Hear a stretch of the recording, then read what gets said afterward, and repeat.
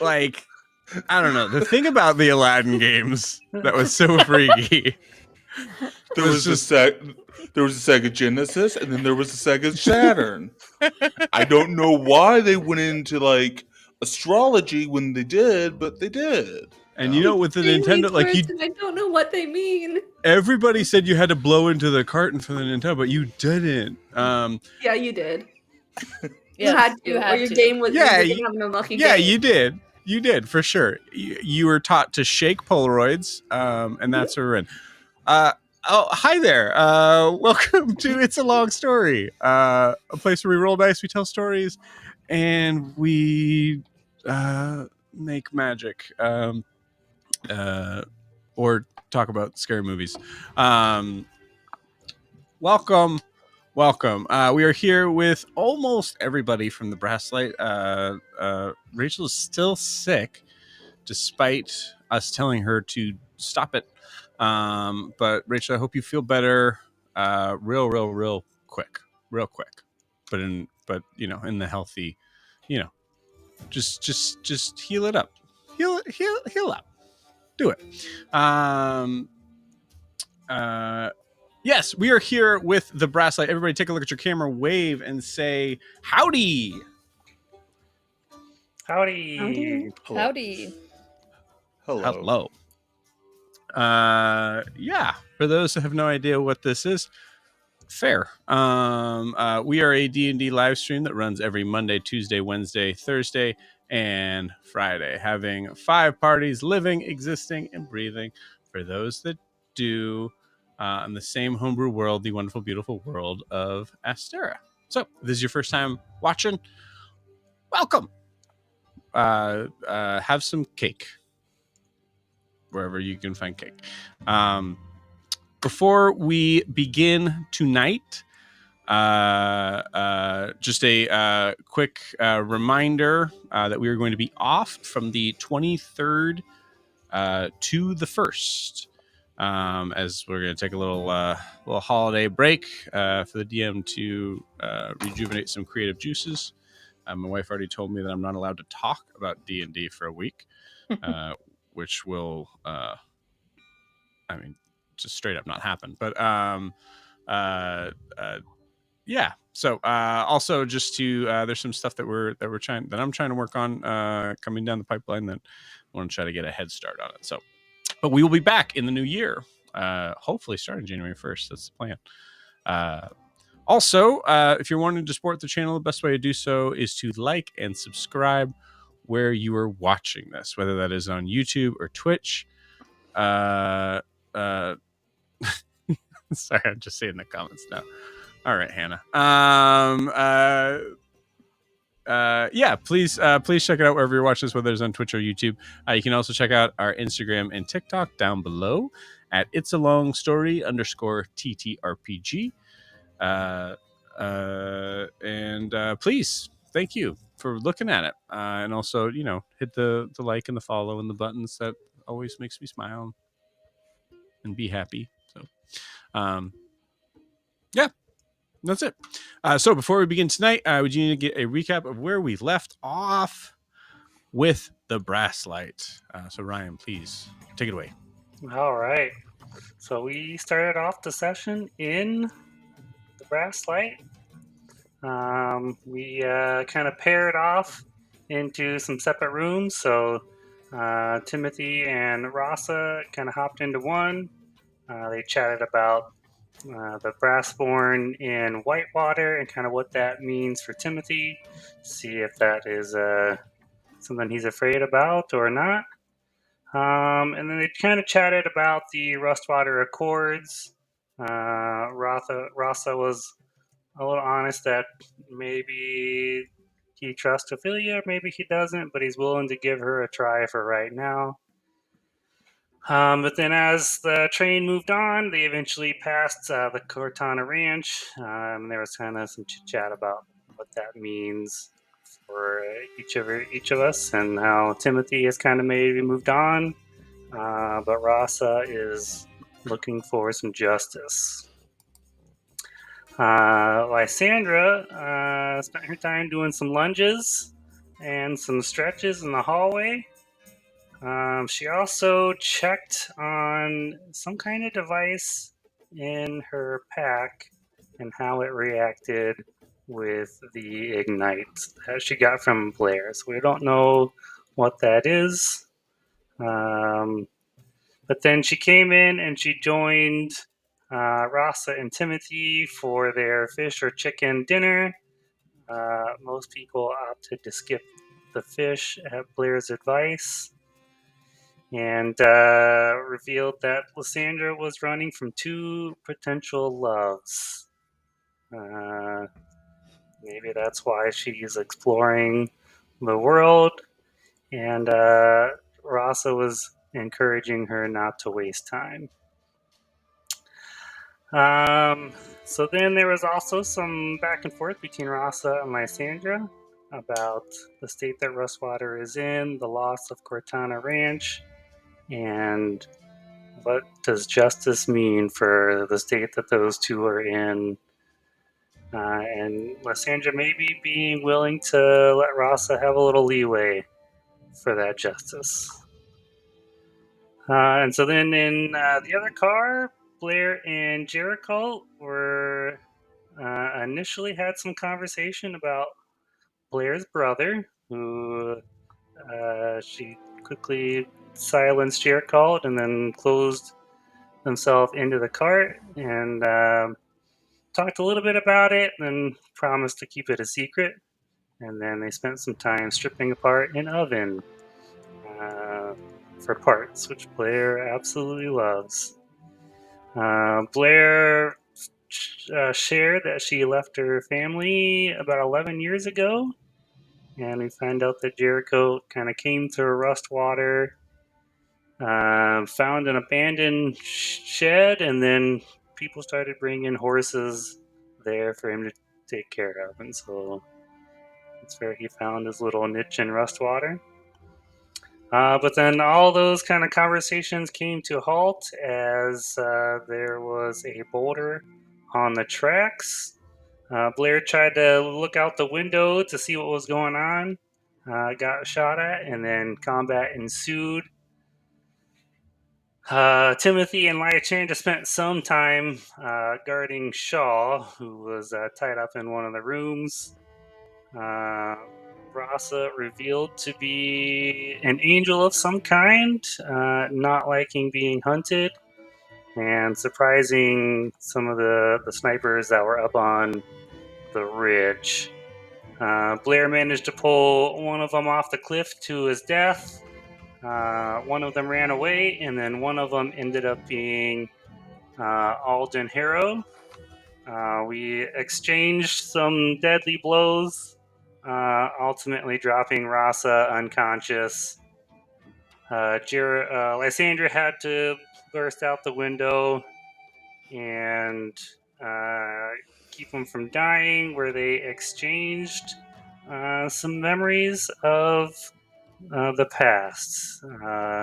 Rasa seeing Lysandra kind of flirt playing with swords, someone in well-dressed armor, and then Lysandra seeing Rasa's late wife kind of just sitting out on a warm evening.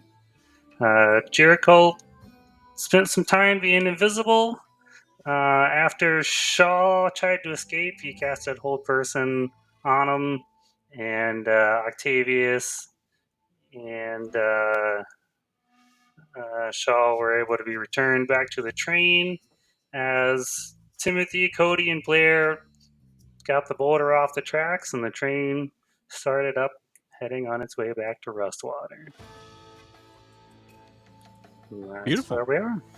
Awesome. Thank you, Ryan. Nice work. Very, very good. Anything else we would like to add, friends?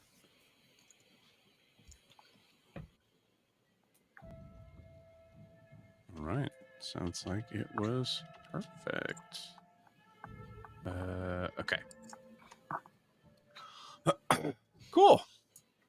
I think I'm ready. We'll see. What about you guys? You guys want to play some D&D? Yeah, let's do it. Yeah, let's play. Okay, let's do it. That sounds good. I like that. We are not even gonna change the music, as we are getting back on the Brasslight. We'll kind of just take it right from that scene, just in case, as Shaw is being quite literally thrown into. Actually, we'll keep that off. Being thrown back into his room, and Octavius kind of slams the door behind him, or is in the process of, we'll say. Into a different room because the window's broken on that room. I think he does it and then realizes it, and then he's going to handle it in a second. He eventually will for sure be in a different room. But he's pissed. Cool. Any RP we want, or where are you guys at on coming back? Anything specific you want to point out? I think Lysandra's just helping Rasa back on the train after he got shot and fell from the sky. And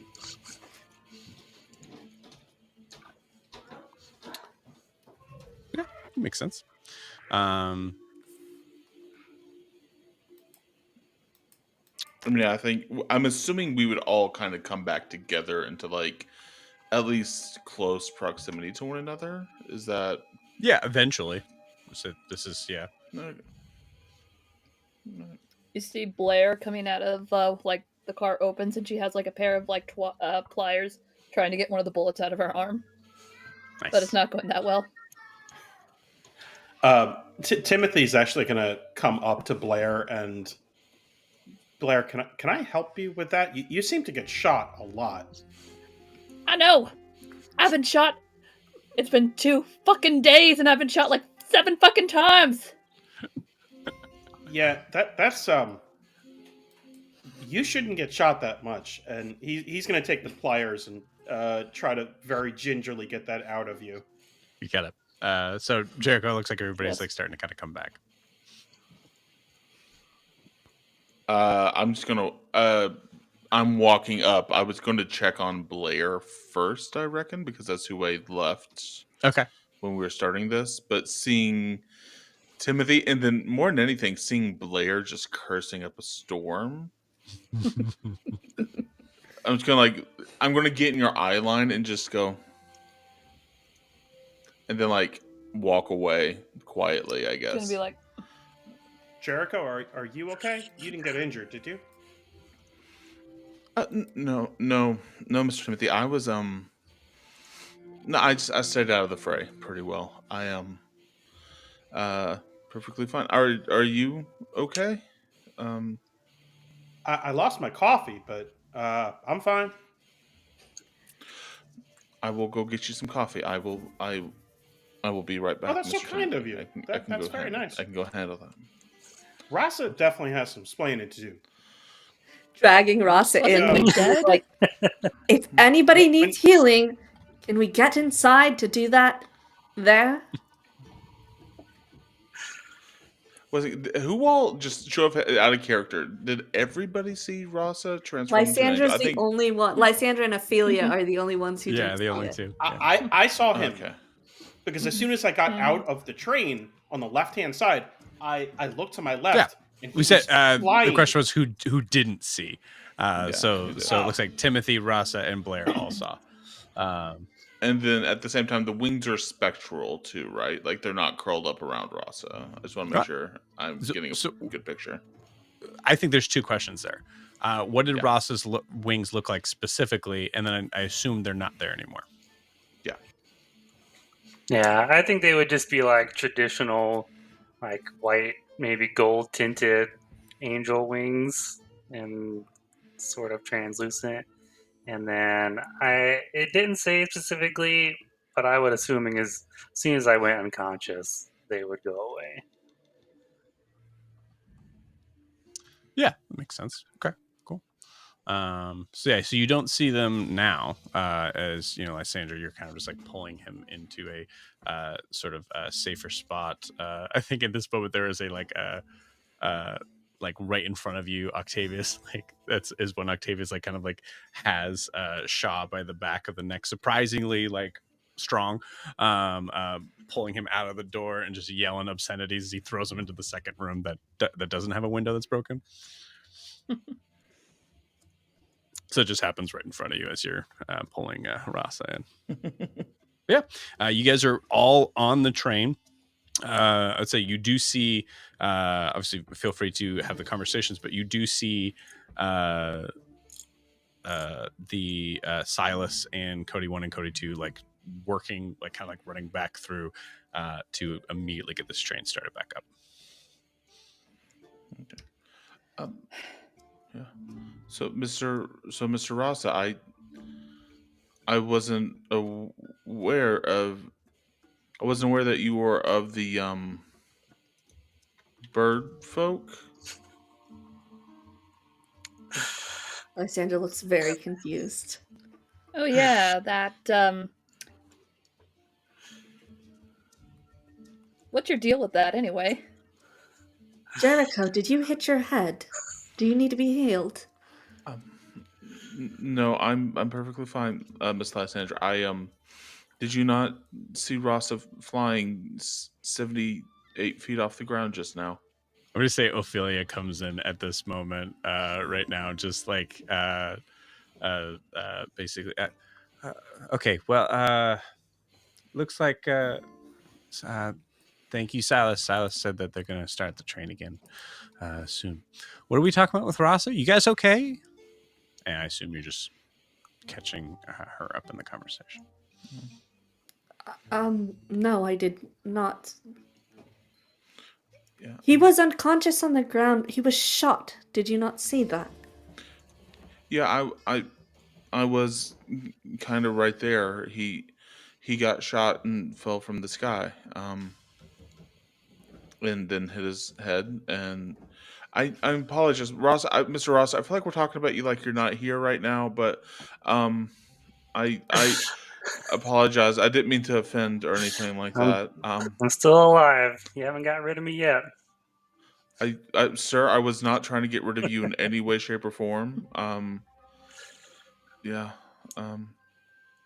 Yeah. Okay. Yeah. I'm going to go get Mr. Timothy some coffee. Would you like me to bring you back some as well, Mr. Rasa? Miss Lysandra? Blair? Anyone? Coffee? Yeah, that would be good. Maybe something hard to drink. Pretty wounded right now. Understood. I'll get you some. Something with a little bit of a kick, as well. Okay. What? I'm confused. A lot of shit happened at the front of the car, at the front of the train. There was a boulder. There was people shooting at us. Rasa apparently flew up in the sky with big ass wings and shit. Coffee is a drink that you take this fruit and you get the beans from it, and then you dry and ferment the bean, and then you ground it, and then you sift water through it. It's kind of like tea, except it's made with beans, and it gives you a kick as well. Point of inspiration saying it comes from a fruit. It does, though. I know. It's a fun little fact. Here's a fun fact. Yeah. Lysander just glances at anybody else to. Ophelia seems fully bewildered. Of Rasa. Well, an old man has his tricks to survive this long. I can't tell you why I can do it, but it's kept me alive this long. Timberback can't detect you if you're not touching the ground. So Insight check. Go for it. It might be why my magic responded to you in that way. That could be. I've Unfortunately, never pulled another's memories. That was strange. yeah, it was a new experience for me too. Not used to much magic around here in Rustwater. But you fly and have wings. Is this something you've heard of before? Is it something I've heard of? That 2 on the dice says no. Well, saves me from thinking. You know the answer to that one. I don't. So you don't have them all the time, clearly, unless you've illusion magic going. So do you just grow wings at will? In an emergency, Why? I can.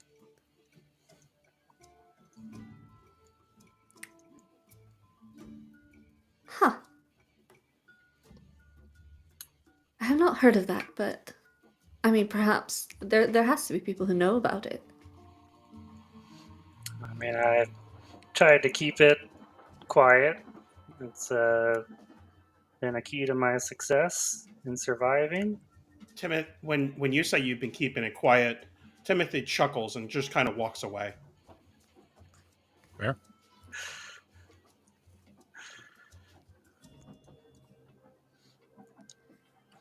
Yeah, I unfortunately, I mean, I don't know why I have this power and why it comes out in an emergency or when I need it to. It's just something I discovered when I was young. Well, maybe when you're flying and being shot at, you may want to like be a little closer to the ground. Yes. Well, usually my prey is on the ground and I'm avoiding them. But we were in a pickle here, not able to deal with those gunmen so high. Who were they, by did- the way? It looks like they were Alden Harrow's companions and Alden Harrow himself. Who? So The individual Saul.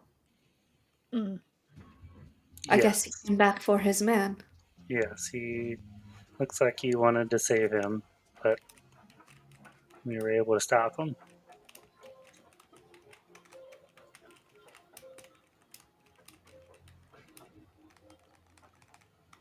You all feel like just a small jolt as the train picks back up.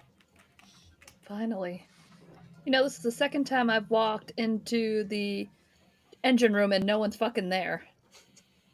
Yes, Silas does seem derelict in his duties regularly. Both times there was an incident, he was not in his station.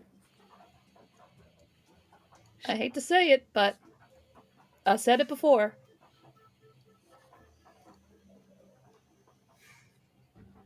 Said what? He may.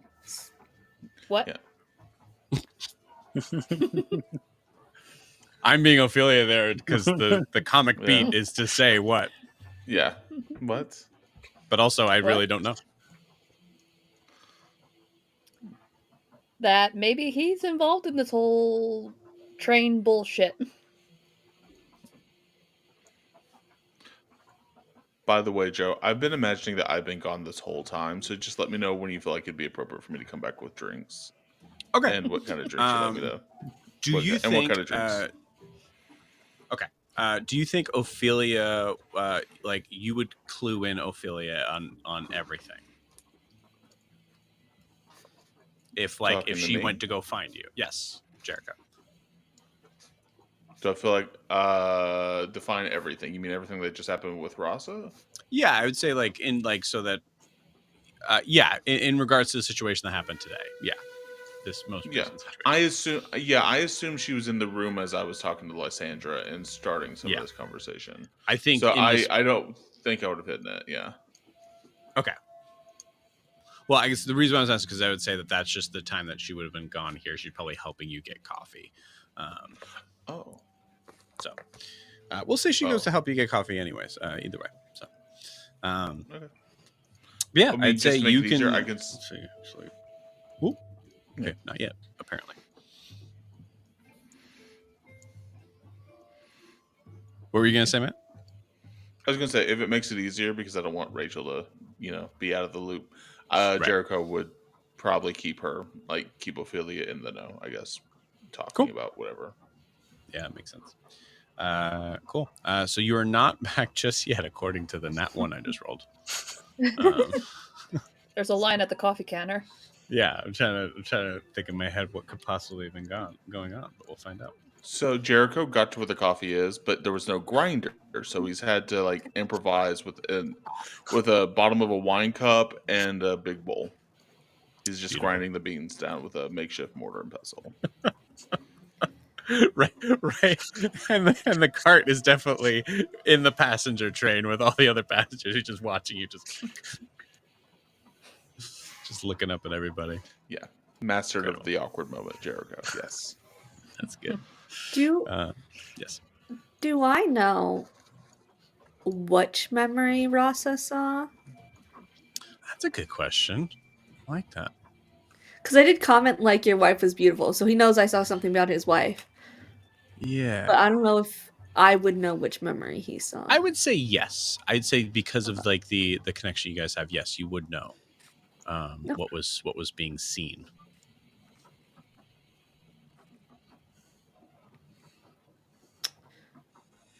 Is this just Rasa, Blair, and I in the room right now?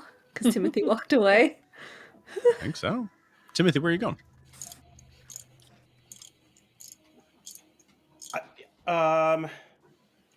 Actually, just sitting in the corner. I think I walked into the room with Shaw. It's Shaw and what's the other guy's name? Octavius. Okay, roll me a persuasion check. I'll say it's a relatively low DC.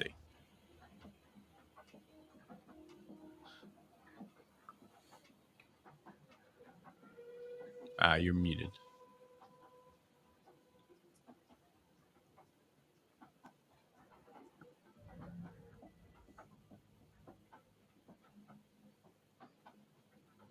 We'll see what's happening on that end. Scott, we did not hear what you said. I don't know if you know. Okay, I assume you just work on that. Do we got you now? Yep, I can hear you typing. That's me, sorry. Oh, weird. Okay, never mind. Sorry. Okay, so we'll come back to who's in this room. This is Kiki, Rasa, and Blair.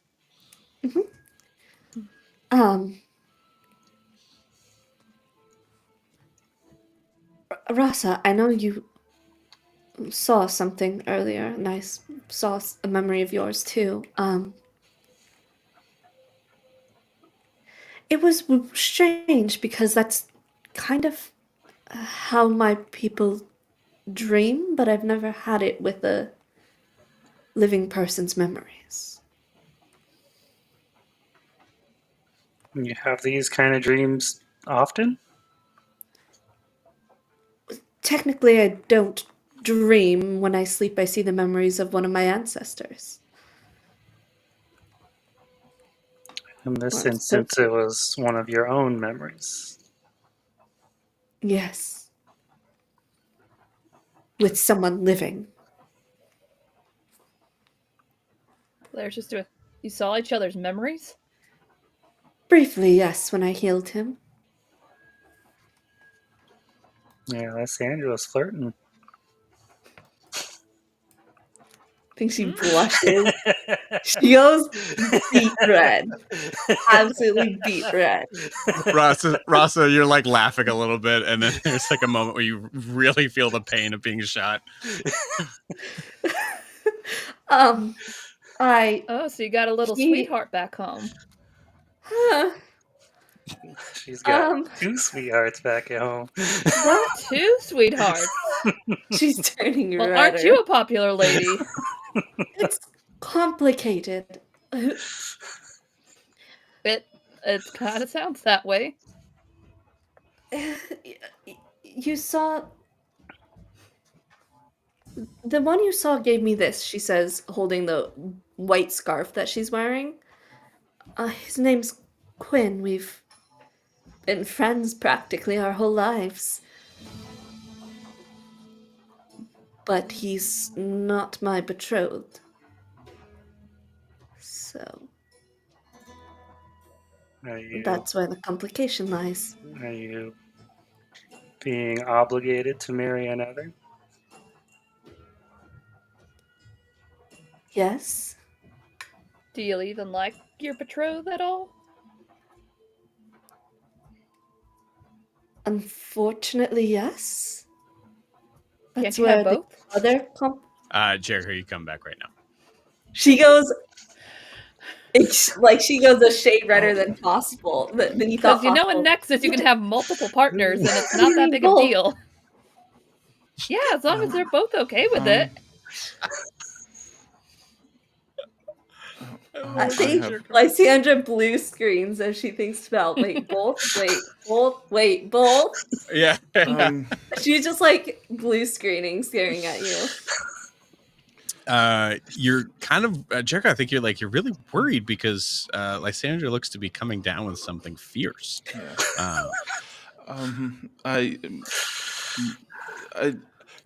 Coffee. I have coffee for everybody. Coffee drinks. Coffee. Blair, here's a multiple. No, just one drink of coffee, and Thank you. Miss Lysandra, here's a coffee as well. Where did Mr. Timothy go? This is Mr. Timothy's coffee right here. We're gonna pause that here. Scott, you with us? Yeah, can you hear me okay? Yes, I can. Great. So Okay, I just saw you great. message me. So roll was a 15. Okay, cool. Awesome. So when you so this is just backtracking only maybe a minute or two. As you went into that room, the initial reaction from Octavius is, listen, you just fuck it. Yeah, close the door behind you. And without going into like the role play of that moment, you just hear Octavius basically like unhinged grilling him on what went down. He saw so feel free to give me like an insight check or anything involving that, Timothy.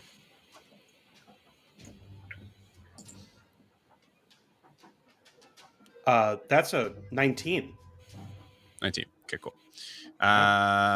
Great. Yeah, so with the 19, you see Octavius is in a space of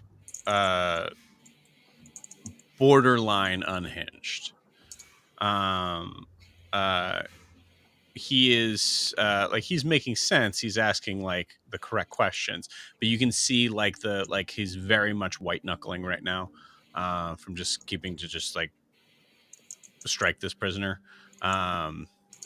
It seems like it might be say 19 is really good, so it seems like it might be things that have some sort of deeper connection than what the situation is calling for right now. Like there's some other emotional sort of like backup stuff or whatever, or frustration, I should say. But so that's what you get on your insight check. Going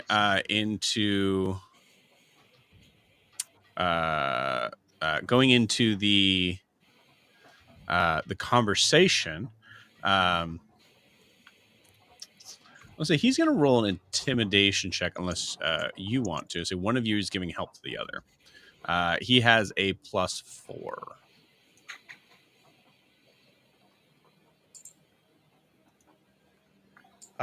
My intimidation is pretty much a straight roll. Okay, cool. Awesome. All right, so you wanted to say you're giving him help? Yeah. Cool. Anything specific you want to be doing to give him help?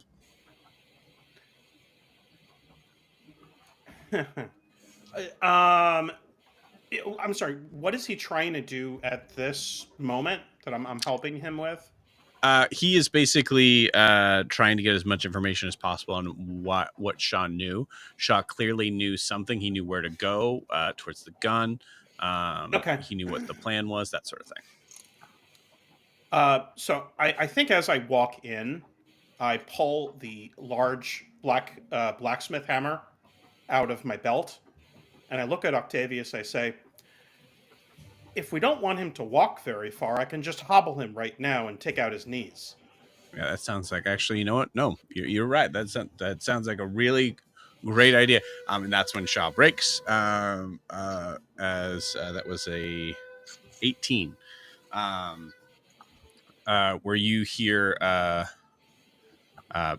basically in so many words that the way he would explain, actually no, we'll role play this one because this is kind of fun. Shaw goes, I don't know how he does it. Just he was able to talk to me. And he told me when it was going to happen and where the gun was. But you got him. So, because I haven't heard anything from him since. So, you got him.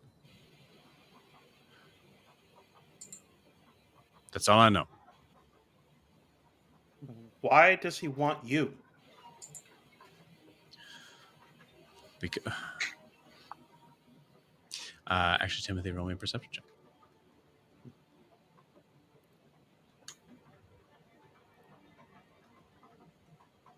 Oh, so close.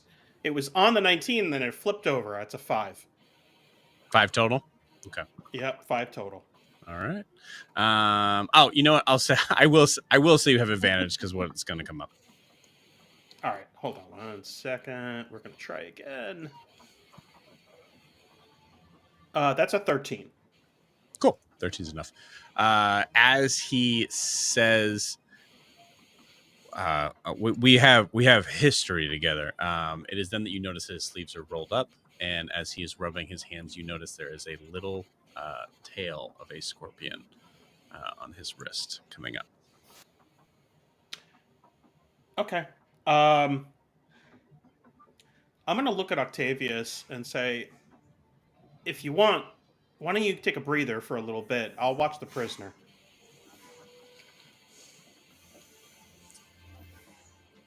That's going to be a high one, but give it a shot. Give me a persuasion check. We'll say DC 18. You did just talk about breaking his legs unprovoked. Yeah, that was almost undoable anyway. So, yeah, that was a 10. Okay, cool. Let's say nat 20s happen all the time. But yeah, you see, no, that won't be necessary. I need to make sure that our prisoner is secured in this room. I apologize if I'm taking up somebody's, but the other room will no longer do. How old is Shaw? Like approximately. So Shaw seems to be. I'll pull him up here. Shaw seems to be in his I'd say mid 50s, somewhere around there. Okay. Okay. Okay. I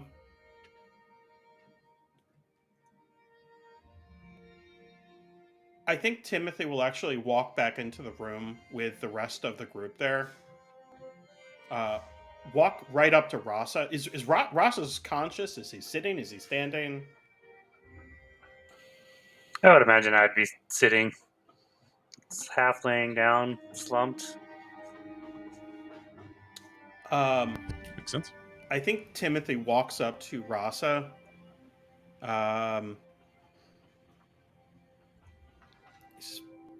It's almost 40 years I've known you. Almost 40 years, and you decided not to share this. You definitely have some explaining. This is in front of everybody, I believe. Oh, yeah. Just making sure. That prisoner in there? He was probably at the Cortana Ranch. Just to let you know. And with that, Timothy is going to go and sit down in one of the seats opposite. And that was definitely Alden up on the ridge. Blew his face off, but I don't think I put him down.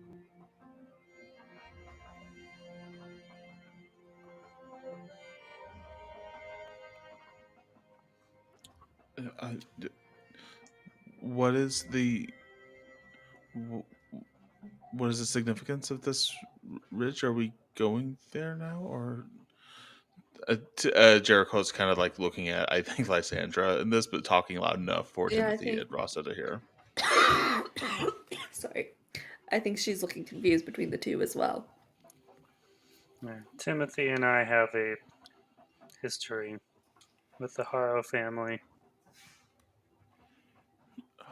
I'm sorry, you said Harrow? Yes. Okay. They killed nearly everyone except for Rasa, Timothy, and at the time my wife. Mr. Rasa, I'm so sorry to hear that. That's and Mr. Timothy. That sounds horrible. It's been almost 25 years. I wasn't expecting to see too many of them left. I've killed most of them. That I imagine some of that pain must have opened up today when you saw them. I'm so sorry. Yeah. Well, the one up on the ridge, I think he was too young. He must not have participated in that last when it happened. I think he was too. Well, maybe he looked too kind of young. That one over there, he's not leaving this train alive. Whoa, whoa, whoa, whoa, whoa. I think we let the authorities handle it. Yeah, like probably Right. ixnay on the murder, whatever, while there's a actual cop right by us. Unless you intend to set off those raptors, I would suggest you comply with their leader.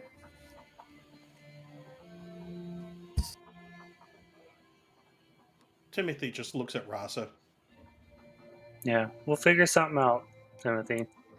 Let's not start trouble yet, but keep eye on him. Well, Rasa, you gotta make a decision. Do you want to save your town, or do you want to go after revenge with this guy? Because from my point, you can't have both on this train. I have to agree with Blair there. Because we're all in this boat because we are here to save your town of Rustwater. We all got roped into this. Two of us are still wondering why we're here. And I just look at Jericho. Oh, 3. Yeah. Okay, 3. Kind of was self-obvious with the armor, but we're here to help you, whether we like to or not, but I'm not going to name names. So, do you want to save your town, or do you want to kill this person and fuck all of us over doing so? Yeah, we don't need to worry about Saul. It'll be taken care of. You guys don't need to be involved.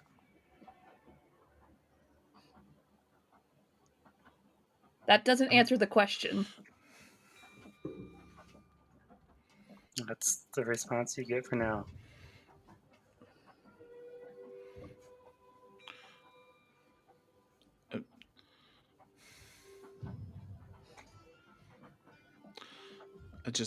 Can we just try to, and Jericho's looking at everyone now.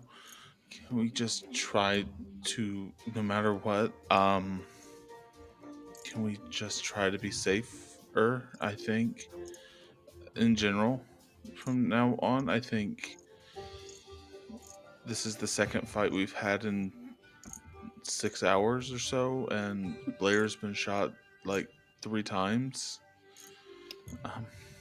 Just 4 times. And I you've just been think shot as well a few times, Rasa. I'm not in the finest of states right now. I'm just going to not to tell anyone what to do. Anybody, Mr. Timothy, Mr. Rossa, Miss Lysandra Blair, Miss Ophelia, but maybe just try to be safer, I guess, and only fight when necessary.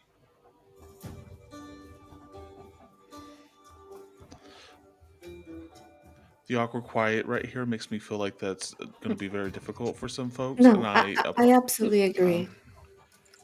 I would like not being shot at, so I agree as well.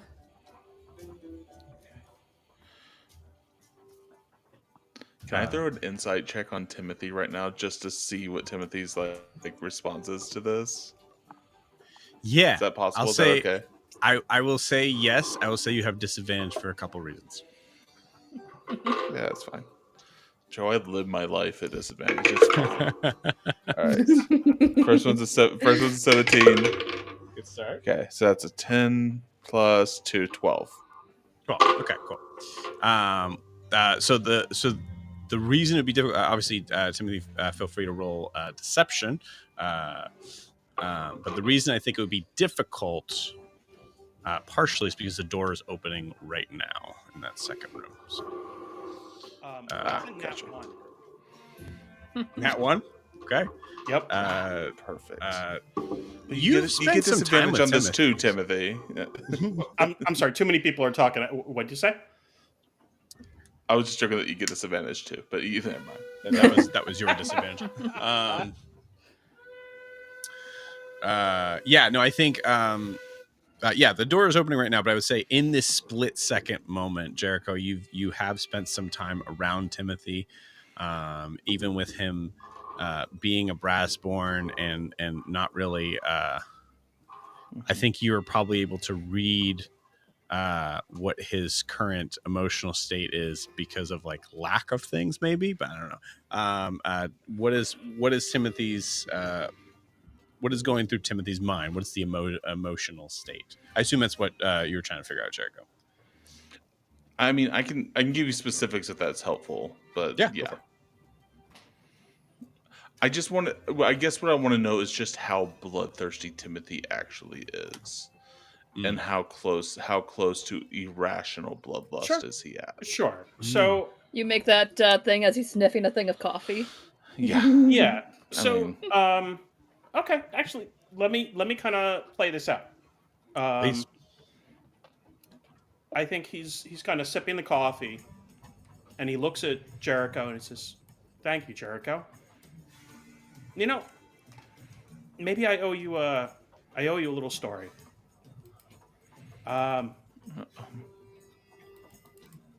Little over 40 years ago, maybe 42, 43 years ago. Well, I was bought by this kind man. I didn't know he was kind at the time. Most of my life, I've just been used as a guard, in storage, as a warrior. Hell, I was put up on a rack for almost 80 years and just abandoned. But You were bought? most of my life. You just stood out on a rock? In a rack. Oh, rack. Sorry, you got a strong accent. Yeah, they turned my systems off. But this man Ignatius, he brought me to his farm. I met his wife. I met his little baby. Her name was Aurora. Well, Rasa showed up at some point. The family expanded. Samantha was born. Baby Penny was born. Well, Rasa ended up. Well, he fell in love with Aurora. He married her. Well, then one day I was away from the ranch. I was trying to get a part, a machinery part. I come back. Everyone was killed. Bodies were everywhere. Hell, they even killed baby Penny. But They didn't kill me. Because that kind man, he gave me a name. Timothy Cortana. So they haven't ended that family. But I will end them. So with that insight check, absolute bloodlust. Got it. We're going to Timothy's going to kill some folks. Got it. Beautiful. Yeah, Yours. This is like that was great. this that is was like great. a Fallout moment where you just hacked the computer and just got that full sort of like piece of information. No. I will say I think it. Yeah, this is being talked about, and you see. I mean, I did say it. Octavius is standing there in the hallway.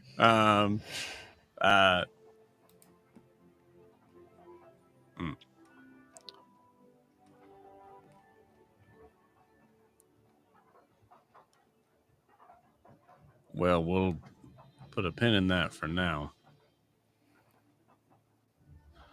I believe Jericho, did you get Octavius some coffee? I'm fine, thank you. Jericho's going to try to give Octavius his cup of coffee. Okay, all right, thank you. And he's also going to be giving Rasa his bottle of booze that he promised him earlier as well.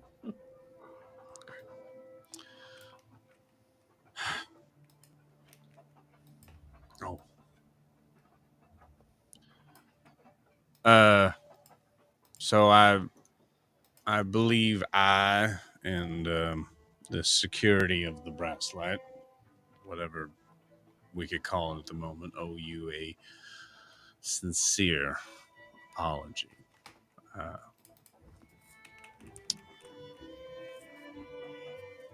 I'm not going to sugarcoat it, everybody. I imagine some of you, looks at Blair, and then probably Affiliate, are aware that this is the sort of thing we're trying to make sure doesn't happen, but is consistently happening. This has been my first in-person experience of it, and well, if it wasn't for you all,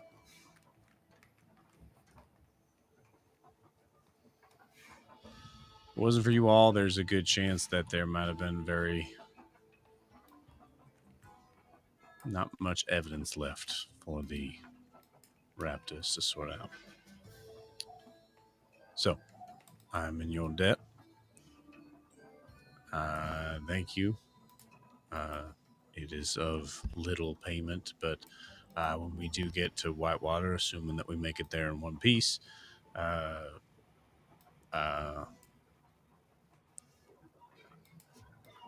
if it is all right with everybody, we will. It makes the most sense to spend the night there, and you are all welcome to come into the resort. The government's or my dime. Any questions?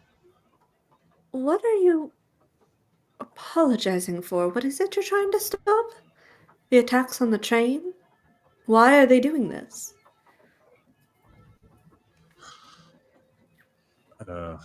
Mostly greed, Miss Lysandra. Those trying to take what's not theirs. Are they trying to take what's not theirs because they want more, or because they don't have enough to begin with? Well, It differs. Miss Lysandra, for being someone who is seemingly from outside of town, you certainly seem to have a knack for the political tongue. I will admit that to you. Most likely a little bit of both.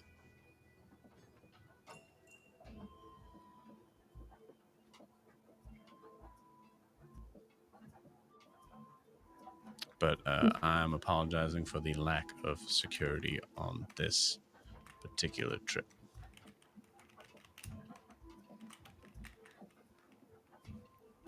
Any other questions? So you're going to allow us to get off the train into the resort and we can freely walk around? That's correct.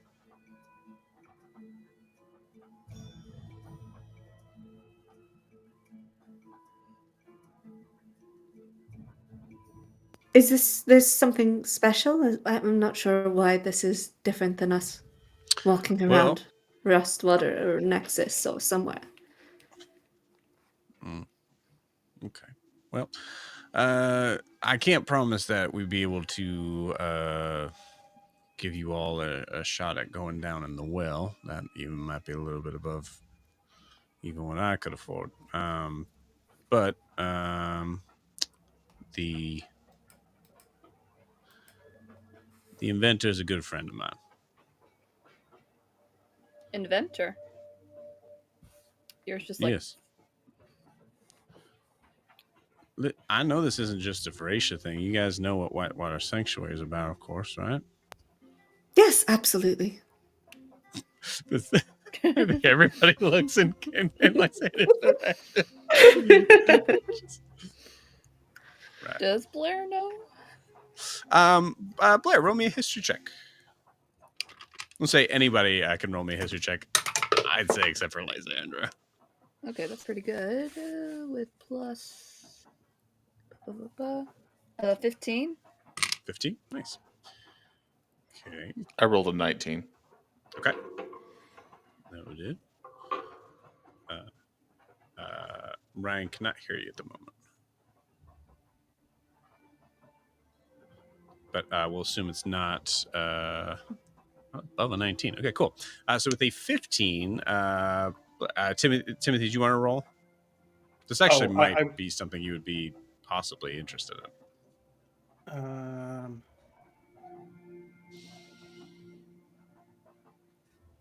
I rolled an 11. Okay, cool. With an 11, you know it exists. You know it is a place that is run by automatons for the rich to be able to relax. That's what you know with an 11. Blair, what you know a little bit beyond that is that it is also rumored to have a source of water that promotes a specific significance, not only to the idea of it being the only sort of like natural water spring that's been available in Abervar, or sorry, at least in anywhere near the Umber. But you also know that this well called the Kairos Well is believed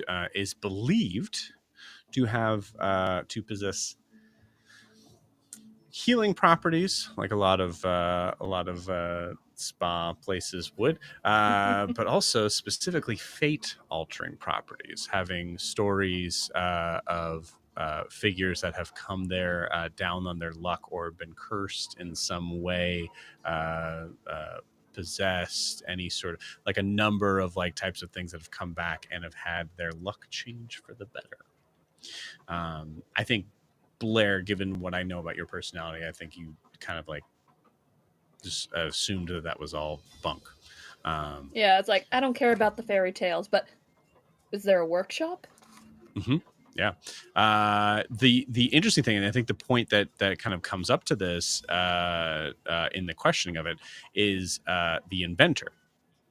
So all of this entire place is assumedly run by automatons. That's what you've heard.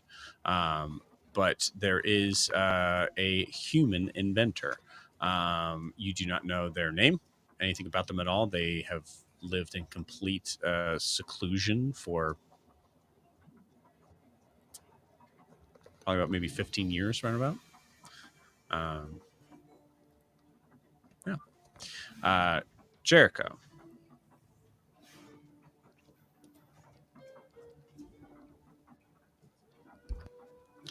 I think with a 19, what I can give you is you do know that most of, I'd say close to maybe like 75% of Rustwater's intake or export of Ignite goes strictly to Whitewater. Assumedly, because you've probably run into Pike, and Timothy, although Timothy doesn't seem to work this way, so actually it would be just Pike.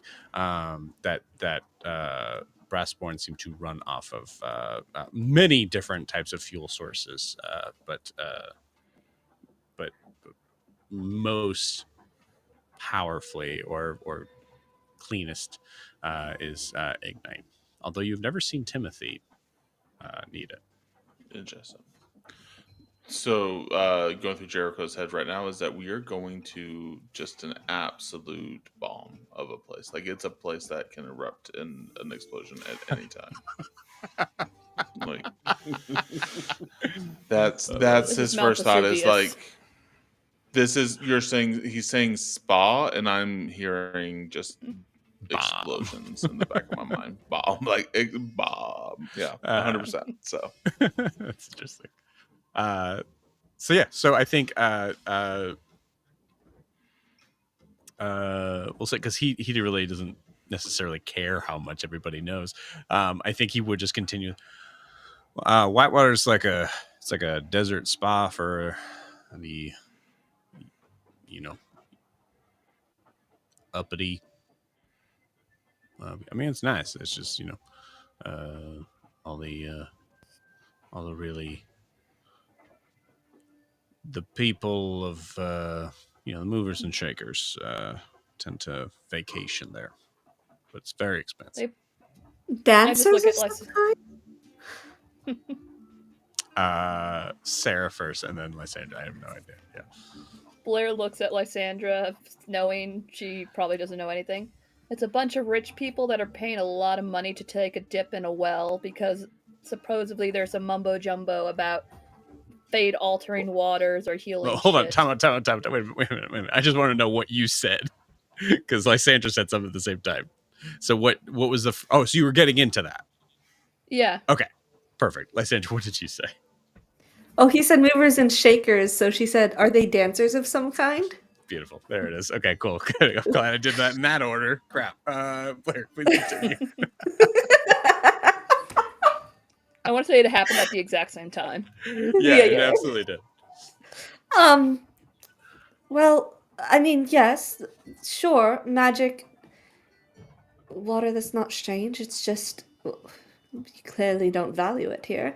But why is it so expensive? I guess a better question is what do you quantify as expensive?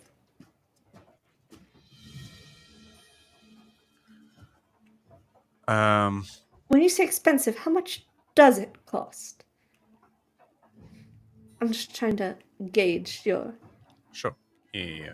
I mean, of course, they have, their whole sort of version of if you collect this many sort of thing, but it's basically around 300 gold a day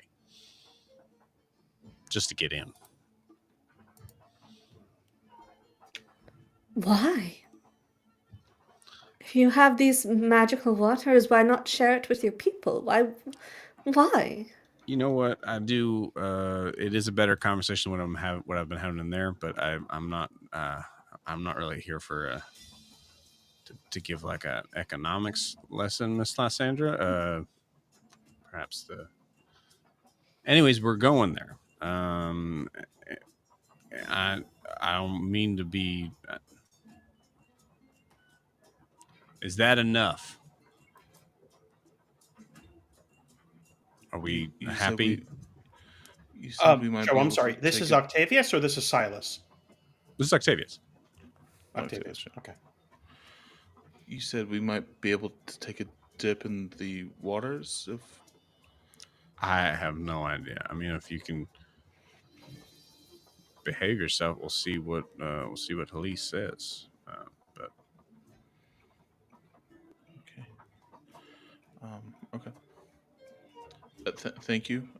Thank you, Mr. Octavius. Captain Fenwick, but it's fine. Okay. All right. Well, I am you know what? I'm just gonna stay in that room. I can't pretend that I didn't hear that, Timothy and Rasa. Listen, as soon as that fucker's out of my jurisdiction, it's out of my jurisdiction. That's all I'm gonna say. And turns around and walks into the room, unless someone wants to stop and say something. Okay. Just walks in. Closes the door.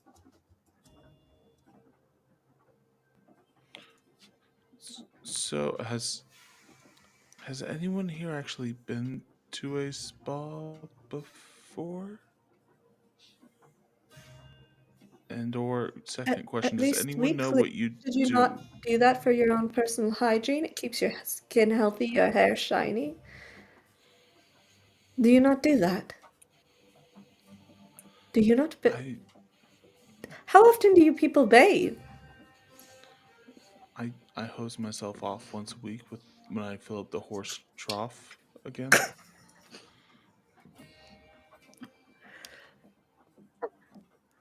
Is that not enough? Am I? Lysandra looks horrified, looking around at everyone else for their answers. I bathe even regularly. I just want to I throw think- that out there. Lysandra, it hurts even more to know how few horses are in Rustwater. So how often he needs to replace that water.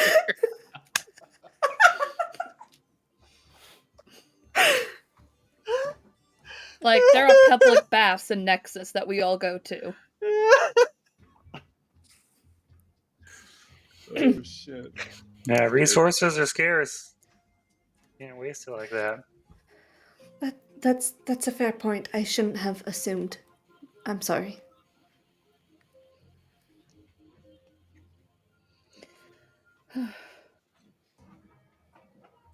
That's Ophelia just takes a little bit of a step away from Jericho. Don't be classist. I think she tries to be really sneaky about it.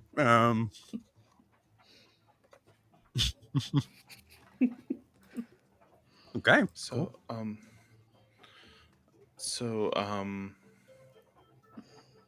yeah. So we're all here. Hello, my name is Jericho. I just feel like we're getting to know each other a lot now, and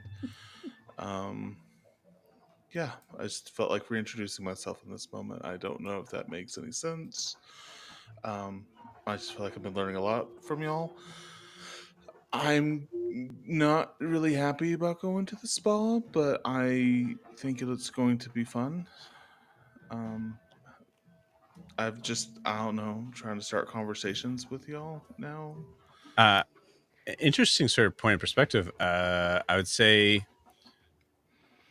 for those that have been paying attention, Jericho, unless you think you were able to be really sneaky about it, so I will leave it up to you if you want to roll about it. I feel like there's a possibility that everybody saw Jericho go from being invisible to visibility.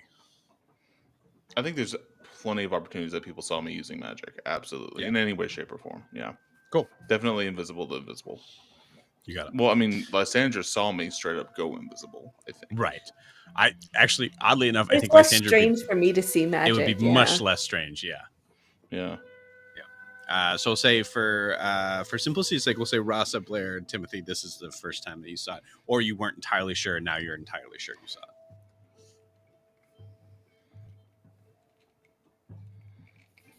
Which, above board, remember the idea of like that area, I'd say for Ross and Timothy, maybe not so much for Blair, like being from the Free Cities. It's surprising when someone's using magic from where you're from. You know it exists. It's not against the law, but it's just very rarely seen. I feel like we've been around each other for a while now, but I don't know if we've ever really got to know each other. It's good to meet you, Jericho. Thank you. It's nice to meet you too, Mr. Rasa. Yeah. Mr. Angel Rasa, yes.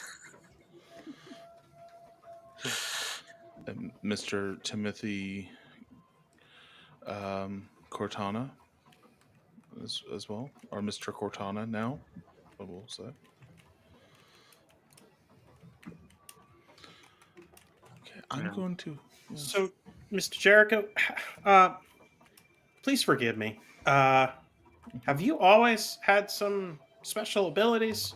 Because I always thought you were just a kindly old man. But I'm learning I've been wrong about a couple things today. And he looks over at Rasa and he looks back at you. I mean, I'm not that old. I'm in my 50s, but not that. Um, Those but are yeah, some hard 50s, man. I I have had a couple of things here and there that have happened for sure. Um, but no, are you talking about what are you talking about, Mr. Timothy? You're talking about Well, before magic? you were you were not there, and then you were there, and you Right. didn't run. You just were there. Mm. Right. I didn't realize the point of me doing that was so that you wouldn't see me doing that. Yes, I can turn invisible from time to time. I have a couple of magics that I can do. Um, nothing super substantial, but I can.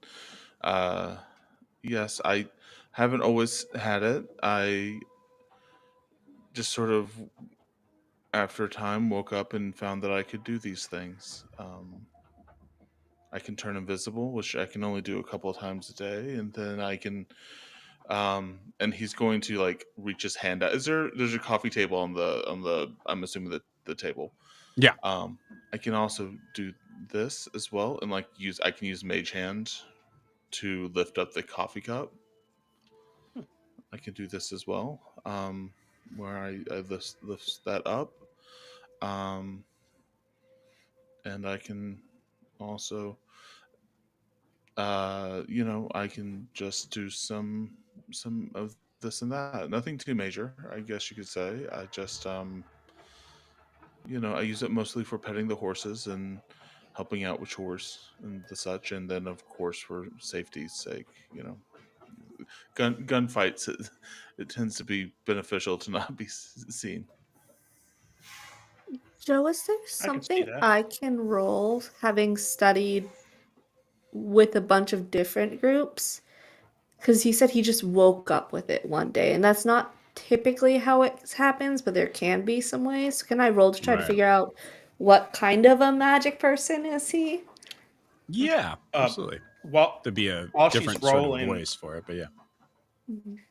while she's Arcana? rolling, Yes. Timothy, I Sorry. think, is gonna look at Jericho and say, "Can you teach Miss Blair how to do that? Because in gunfight, she seems to get shot a lot. That Natural might be 20. helpful for her." if I if I if I knew how I taught myself, I'd be happy to teach all of you. No offense. I'm far from that, but it's interesting that you have it. I've never been interested in any of that. But how does it feel when you use it? I've always been curious. It's itchy. Um, it's just kind of a light itch all over. Have you ever been aware of when you're wearing shoes and you realize that your toes are touching in your shoes, and then you can't help but think about that the whole time? It's like that feeling every time I turn invisible. It's just you're aware of it. Hmm. Yeah. Lysandra, I would imagine. I thought there was I think there might even be a specific spot where you talk about this, but we'll just kind of look Yes, at there it. is. Okay. I am. Oh no, I lost what I did have. What the heck? Oh, just one second.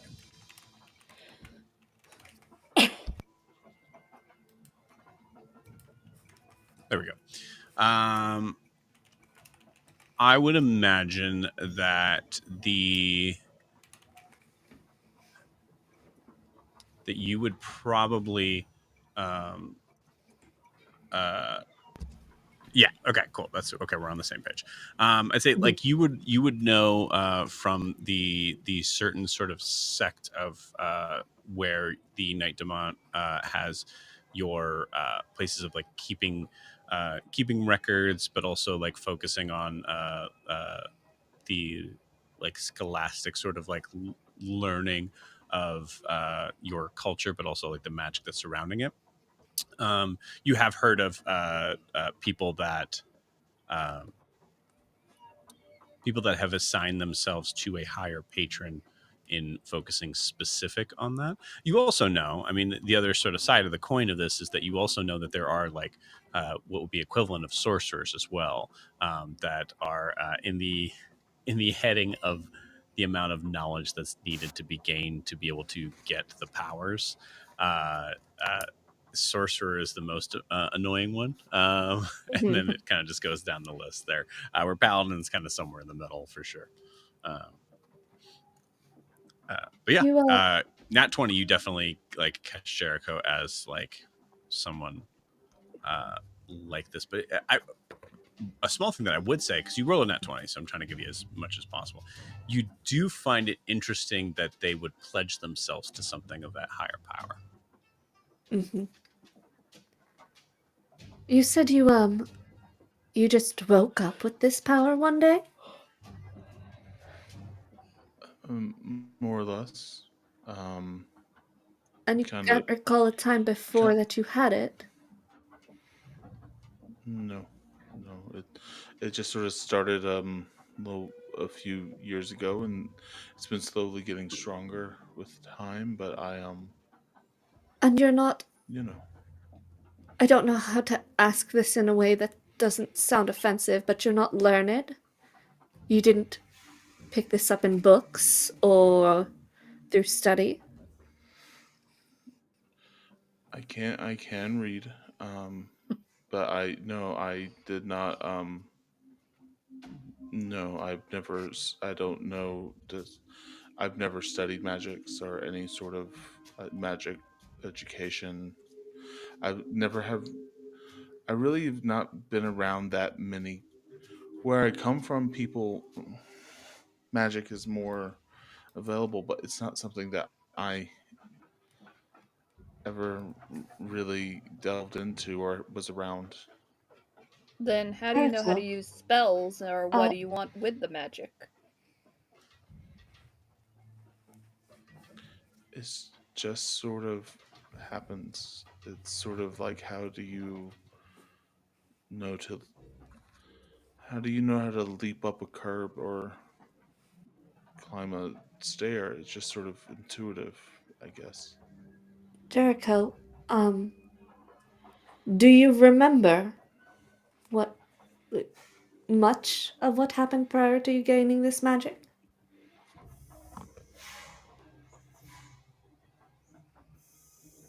What what do you what do you what are you talking about? It seems to me, and forgive me if I'm crossing a line, but people who come into magic as you've explained you do,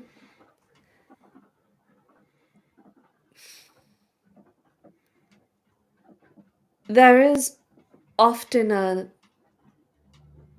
partnership, one-sided though it may be, with a higher being. Is this... There's a source to the magic, and if it's not in your blood and it's not in the books, it's not paladin magic like me, and it's, forgive me, certainly not cleric magic. Do you think I have a higher power partnered Yours with? is divine, but I feel as though it's connected to your blood. His feels different. Jericho, you feel the lights dimming in the card. God damn. Oh, fuck. I'm sorry, I keep doing this to you. Do we notice As- it dimming? You do not. My name's As you- Lysandra. I throw you into like horrible nightmares. As you put, and I think like that could be a factor here of like you have never had this much. You haven't had to think about it this much. You haven't had to dwell on it this much. You certainly haven't had to experience it this much in this concentrated area that all seems to be surrounding your continued relationship with Lysandra.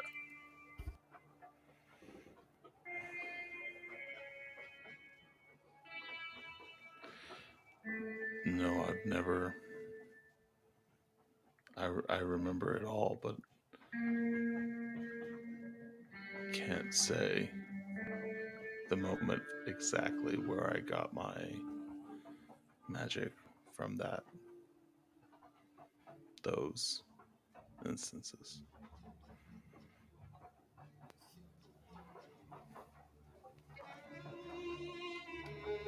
The only reason I brought it up, Jericho, is to magic such as that there is often a cost associated. A demand placed on the person. It can be valuable, but it can be dangerous.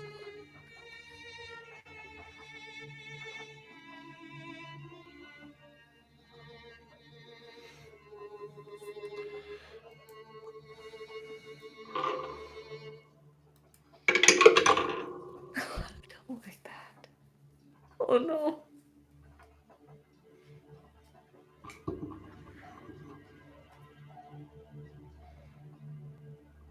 Jericho, are you wearing shoes? What? Yeah.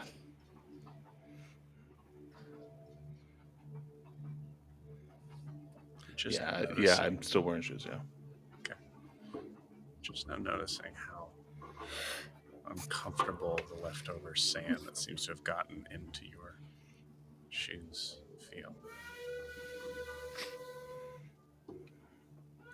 Feels like a lot. I take my left shoe off, and as I do that, I'm still looking at Lysandra. I assure you, Miss Lysandra, if there was a price, I've already paid it. And as I take my shoe off, well, I guess what happens next? You know what happens next. Go for it. I don't know if I'm there believe with in you. you. I believe in you. What do you do with this shoe? I take my shoe off, and it just starts pouring out water. Where I thought it was sand, it was actually just a steady stream of salt water. This That is, you all see. You got that IO treatment going. it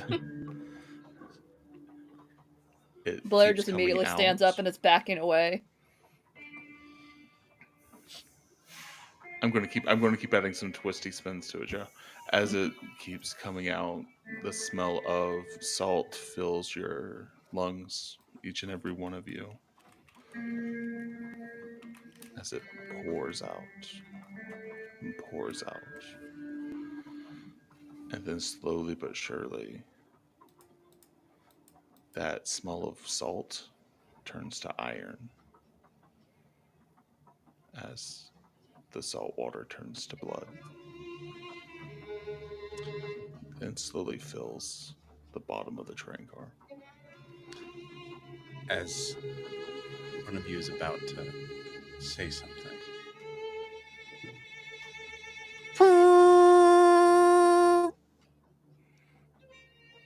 as you feel the train car pulling to a stop. The smell is still there, but all of you look down and see nothing.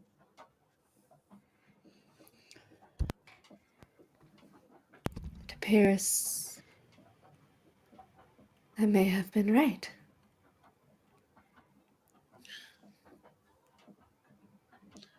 Okay, everyone. We're gonna be coming off now. Oh, it's just you guys in the car. You guys get the idea. Excuse me. And it's Silas walking through the hallway past you all. Does he never fucking work? Important question: As is we he walk- walking from the engine or toward the engine? Was he From the still engine not room. at work? Okay. No, he was at work. From the engine room, he has stopped the train and is now walking. You start to hear exactly the same conversation as he kind of moves over to the next cart. He does say, "Excuse me, Miss Ophelia," as he passes by. But yeah, Octavius.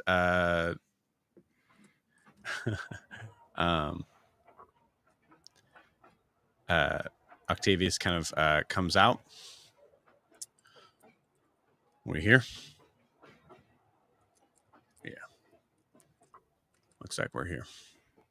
All right, everybody, get your stuff. Let's get off this train. Yeah. We all just have horrified faces. Like, Yeah, I love that. And he just walks by, he's totally distracted as you're all kind of like staring down at the floor. And with that, we will take our 10-minute break. We'll see you guys in 10.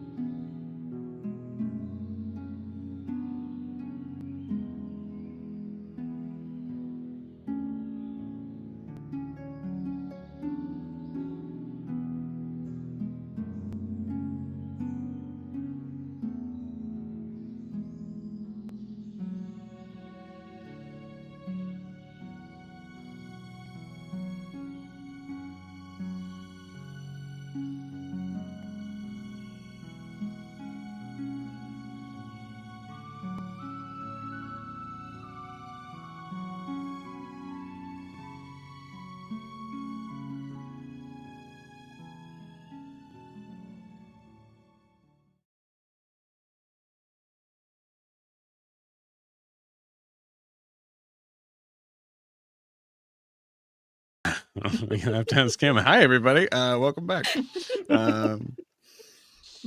Cool. Don't ask. All right. So the train slows to a halt. Octavius kind of like walks by you both.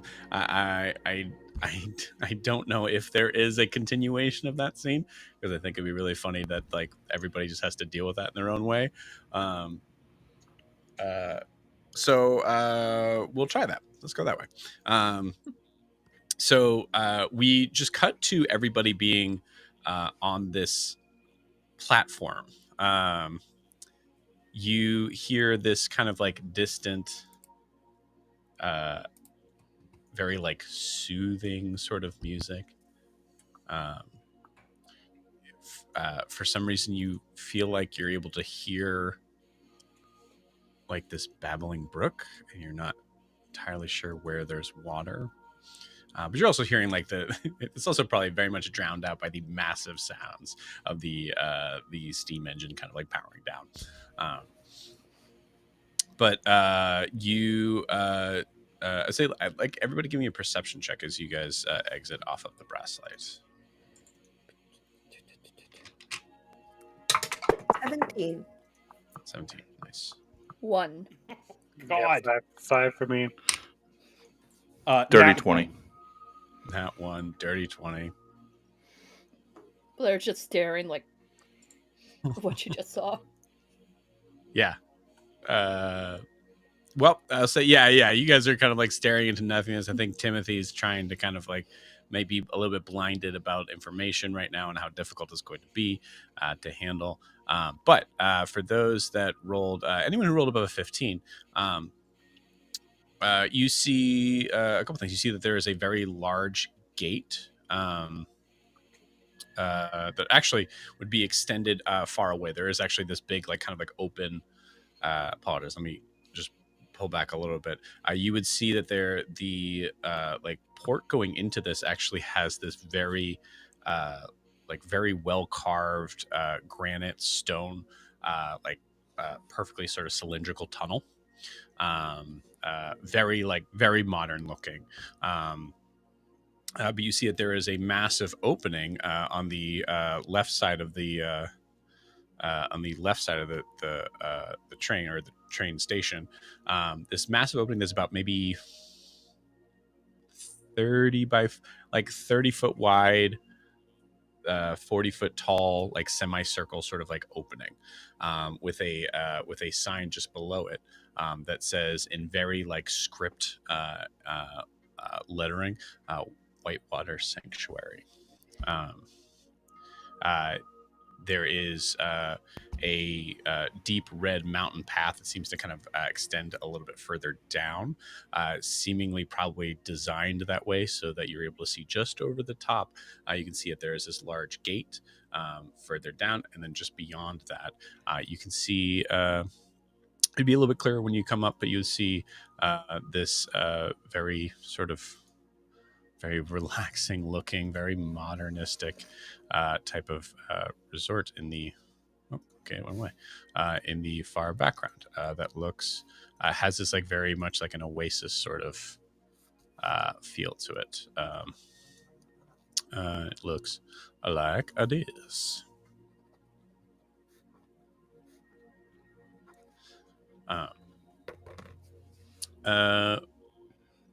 I said you rolled a 19, and then Jericho, you rolled a 20. 17. 17? Okay. Someone get a 19 too? Nope, just Jericho. Okay, cool. So Jericho, you notice this just because it would be existing outside of the tunnel. There's a lot to like kind of notice here, and I feel like a lot of them would be kind of like focusing in that direction, or the train, or into the blank space of existence of what the fuck just happened. But Jericho, you are aware of what happened. So I think looking down at the end of the tunnel where you came from, you're able to see first off, a very steep climb of where the tracks are. And you see off in the distance, there are 3 very large flying figures that as they're like kind of like circling in like perfect formation to each other, you recognize as the raptors. to make sure it's not the same raptors that we saw in Rustwater. Are they? Could be. Okay, so can't tell from this distance. Okay. Yeah. All right. I will just keep. I mean, there's nothing to really share. I don't feel like that's something to share with anybody else Yeah, it's fair. necessarily right now. I think like we're surrounded by the police. Like they're literally the police is literally taking us to a spa right now. So it's like That's more the police. weird thing. It is just Octavius. What do you mean? Yeah. It's like, so the Brasslight guards are going to stay with the Brasslight as the Brasslight continues to go on. Oh. So it's really just Octavius and you guys that are coming out. And also, Oh, the right train's now, leaving us? the train will be leaving, yes. That's why he said get your stuff. Oh, okay. Blair will ask Timothy to get all the ovens out. What about Tabitha? Don't forget about Tabitha. Yeah, we can't forget about Tabitha. Joe, where is Shaw? Shaw is in Octavius's custody right now. Like literally, before he was probably like tied up with rope and things like that. That was probably done by the Brasslight, or not the Brasslight guards, but the. You have no idea who did it, but it was definitely not professionally done. So now at this point, he has what looks to be some sort of metal form of chains along his hands and his feet. Okay. In that case, I am going to point it out to, just assuming who's next to me, I'm going to point it out to Rasa. I'm going to point to Rasa and go, I'm going to yank on Rasa's leg, who, I don't know how he feels about Jericho. I feel like Jericho's been like kind of apologizing to everybody ever since we got out of that room. This is the opposite of Titian touching Ewolf's leg. This is the, Yeah. Sorry about this. Sorry. I'm so sorry. I'm sorry. So, yeah. Mr. Ross, first of all, again, I'm so sorry about the all the blood, but if you can see, and I'm gonna off in the distance over there, you can see there there's more guards.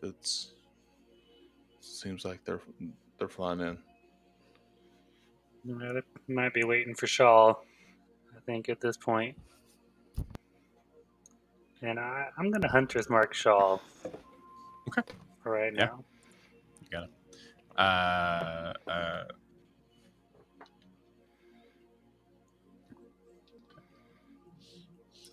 Octavius. Oh.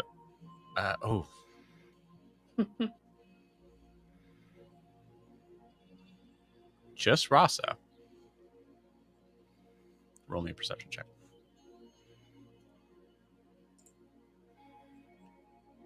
Oh, dang. All right, it's a 5. Cool. You got it. You cast Hunter's Mark. In this moment, you see Octavius look right, kind of like following the eyes at the end of the tunnels. Oh, okay, good. Everybody just stay put here. I'm sure there's going to be someone that comes out to meet us. Just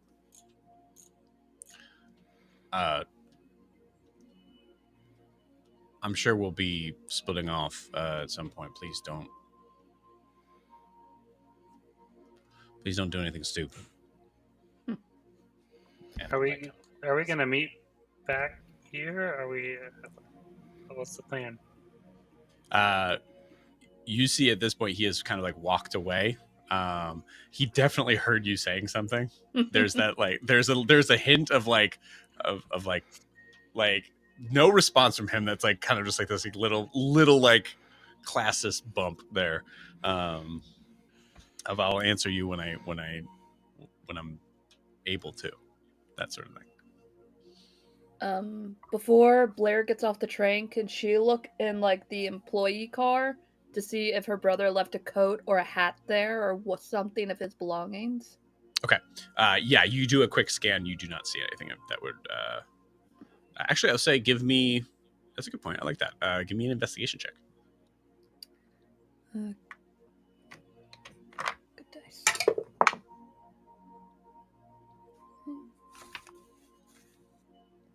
That's going to be a 19. 19. Cool. With a 19, 19 is good. I would say the 19, you notice that there is you do like the first like quick scan, you don't see anything as far as like a hat or anything like that. Then you notice that there is like a couple of hairs that you see on the floor of like where he sat that somehow have been like stuck through some of the metal from the metal plates down there that you kind of like just brush out real quick. Beautiful, nice. So the question was Tabitha. You go get Tabitha? Of course I do. I'm not leaving my best friend on the train alone. Are you? I'm interested in the process of now Jericho going like, wait, the horse. Joe, do you How want do the I next? handle this? Do you want the next 30 minutes to be me handling this? Because I'll find a way. Yeah. I want it to be as awkward as possible. But like truly, because like Jericho, you don't see like I would say there's like the train is just extended out far enough that you see the back, like the last car where Tabitha is halfway between the hill rising up and like where it's in a tricky spot. Right. Assuming we're going to get back on the train, I think Tabitha will be fine there for the time being. Okay. I think. You can pick her up in baggage claim. I'm going to assume in my head canon she's not the only horse, that there's a horse guy on the train, not as good as Jericho, but is feeding her and she's good. That's my canon, Joe. And I mean, it could be your canon. You would know because you did put Tabitha on there. Tabitha's the only horse on this train, dude. But someone's taking care You would of also her. know that the train's leaving, right? It's not staying. Yeah, but the train is not staying, but so it's in the process of leaving. So I'm giving you guys an opportunity to be able to like, if you're trying to work this out. Okay, all right, fine. I was just trying to save time, because it's a stupid joke, but now it's like a thing. Tabitha could be the difference between you guys having a full TPK, 50 sessions from now. Tabitha's legs Tabitha aren't is even on going the to same length. become my fine steed. Yeah. I'm gonna heal it. Oh, Revive it. I would love that. I would love that. All right. Is what's his face? Or he just walked away. Osiris. Octavius? Is Octavius? Yes. Is Octavius still? He's left, right? He's no Yeah. longer. So for clarity's sake, I think that you have been kind of confused a little bit. Octavius works for the Raptors, like he's the military police. Silas works for the Brasslight line, so works for the train. All right, so I want to find him and then start working with him to get you find him. We'll say you know what,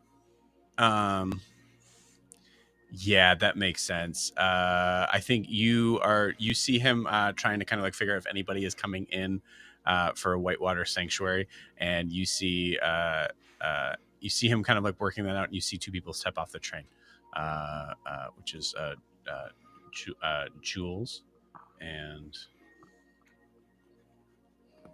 the guy. Bernard. But you see him like kind of like trying to like work with them, getting their stuff, that sort of thing, and you come up to him. Okay. Excuse me, sir. Yeah. So anything else you need? Yes. Excuse me. I need to retrieve my horse companion off of the train. Tabitha is on the train right now, sir. Who's Tabitha? It's my horse companion. You have a horse on the train? I do. She's in first class. Who the hell let you have a horse on this train? He's gonna point right at Octavius. Or yeah. Yeah. Okay. So he said that Tabitha's should be taken off the train as soon as possible and as safely as possible. And absolutely. Sir, I don't want to be offended I'm sorry if I've offended you, but he said it's of utmost importance that you take him off the train. I have to deal with these passengers, Gerard. I don't know how to. Sir, I'm sorry. You got her on. I assume you can get her off. I guess I could. Is I guess I Blair could tell. seeing this? She's gonna come up to him and just goes, "If he doesn't get his horse, I'm gonna stay on the train, and you're gonna have to deal with me for the rest of the ride." Young lady, I am. I'm not a young lady. I can't even talk to you right now. Woman. Okay. All right. I can't even talk to you right now. You see, at this point, one of the raptors has like kind of, he's like gone out into like the sunlight of this. Like, so it's actually like cutting over to like so there's blaring like light kind of on top of him. And you see two of the raptors kind of like come down. One of them has to like kind of like be on the tracks because this is not a like sidewalk drop off point. You see that this is like purposely a place that would be very difficult to be ambushed here. Or to know that this is where this would be this exchange would be happening. I don't listen, Gerard. Go get your horse. That's fine. The sooner this horse is off this train, the better. Okay, I'm in agreement with that. But I have to do my. How are you, miss? I have to do my job. That's a first. Okay, so I will go get them here. I will go get them first thing. As I'm walking away, I'm going to. I don't have to use verbal or somatic components, so it's basically subtle spell. I'm going to subtle spell, push his hat off of his head, and knock it under the train. Oh. Give me your hat. I'm going to keep just pushing. I'm just going to keep pushing it. Yeah. Beautiful. Looks at Blair. Give me your hat. Fuck no. Give me your hat. I need a hat. You don't need the hat anymore. You don't work for me anymore. I paid for the hat. The hat is mine. Oh, son of a bitch. One moment, folks. And just goes full under the train. I love that. And apparently my camera didn't. Cool. What are the rest of you guys doing as that's happening? There's also the thing of like Jericho is having to walk pretty much by himself to the back of the train, which is where this whole thing is taking place of this exchange of the prisoner. I got 30 feet of movement speed and just a dream right now, Joe. That's all I got going for me. Yeah, I like it.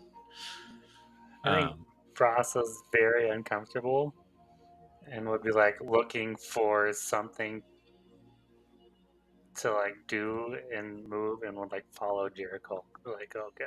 Okay. You got it. Yeah, I was gonna say if you're like, is there something I could do? I'm gonna be like, I hate to give you a hard no of the improv of this. I think there's literally nothing here except for solid granite and like just you do hear those nice kind of clear sounds, and it is like there's a speaker somewhere like playing this music and this noise for sure. So it's very similar to that sort of feeling. But yeah, okay, cool. So Rasa, you go with Jericho. Interesting. Great. Okay. Cool. The prisoners being exchanged to the raptors. Is that right? That's what it seems like at this point, which you guys are probably maybe 50 feet from Jericho, and Rasa are on the way there.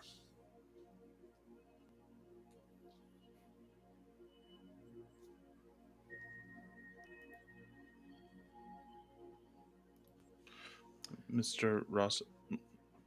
So what is Timothy doing?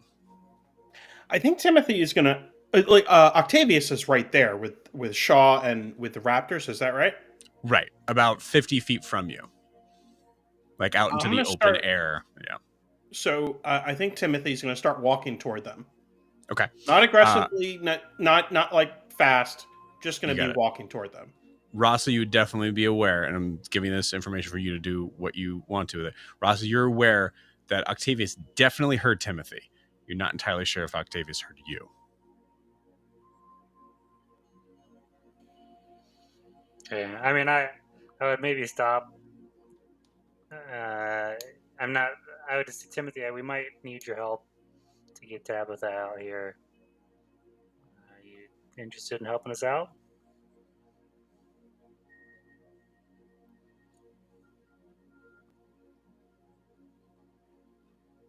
I want to ask him a question. I mean, you guys go in the same direction, but I'm also saying you guys are going the same direction. So, like, to Octavius, this could look like something else. Mm-hmm. Okay, cool. So you guys continue doing that. You got it. Anything from Lysandra at this point, or Blair? Blair, after getting the hair and helping Jericho, is like frantically trying to pick up all the pieces she's already disassembled and then trying to get the second oven out. Yeah. Okay. Cool. Do you have a place So to you put just see her all this, throwing Blair? mechanical pieces out the window and then trying to push the oven out. I love that. Great. Lysandra, what are you up to? I think Lysandra's. Is there a way to move kind of, because they're walking to the back of the train, right? Mm-hmm. And the Yes. prisoner exchange is taking place like right here. Is there a way to walk laterally just so that I'm within 30 feet of the exchange and them, but I'm not with them? So like towards the gate, but still to try to close that distance a little. Not I don't know really, how big the because platform is. Yeah. right. The it's not happening right in front of you. Both situations are happening at the back of the train, or not at the back of the train, but in the direction of the back of the train.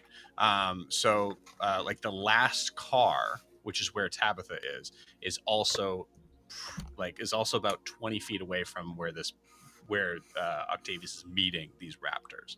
So it's in that same area, and that itself is 50, 60 feet away from you at this point. Which I think when I'm within shouting distance, not Well, like hold shouting on. distance. No, Oh, okay. we're going to make sure we're catching up with what Lysandra's doing in this moment. Yep. So that's what I mean. Like they're going towards the back of the train where this exchange is. So if we're here, they're here. Is there any way to walk laterally so that I'd be not moving the same direction as Ross at Timothy and Jericho, but still getting within 30 feet of the prisoner exchange? Yes. Okay. So what you could do is actually just go to the other side of the platform where there is like nothing. So that, I mean, if you wanted to kind of go that, because the gate is like directly. Yeah, but the other side of the west of you. platform would put me on the other side of the train, so I couldn't see or do anything, right? No, you could. Oh, I see what you're saying.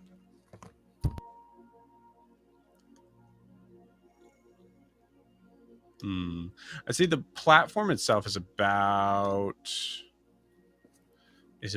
probably only about maybe 15 to 20 feet wide.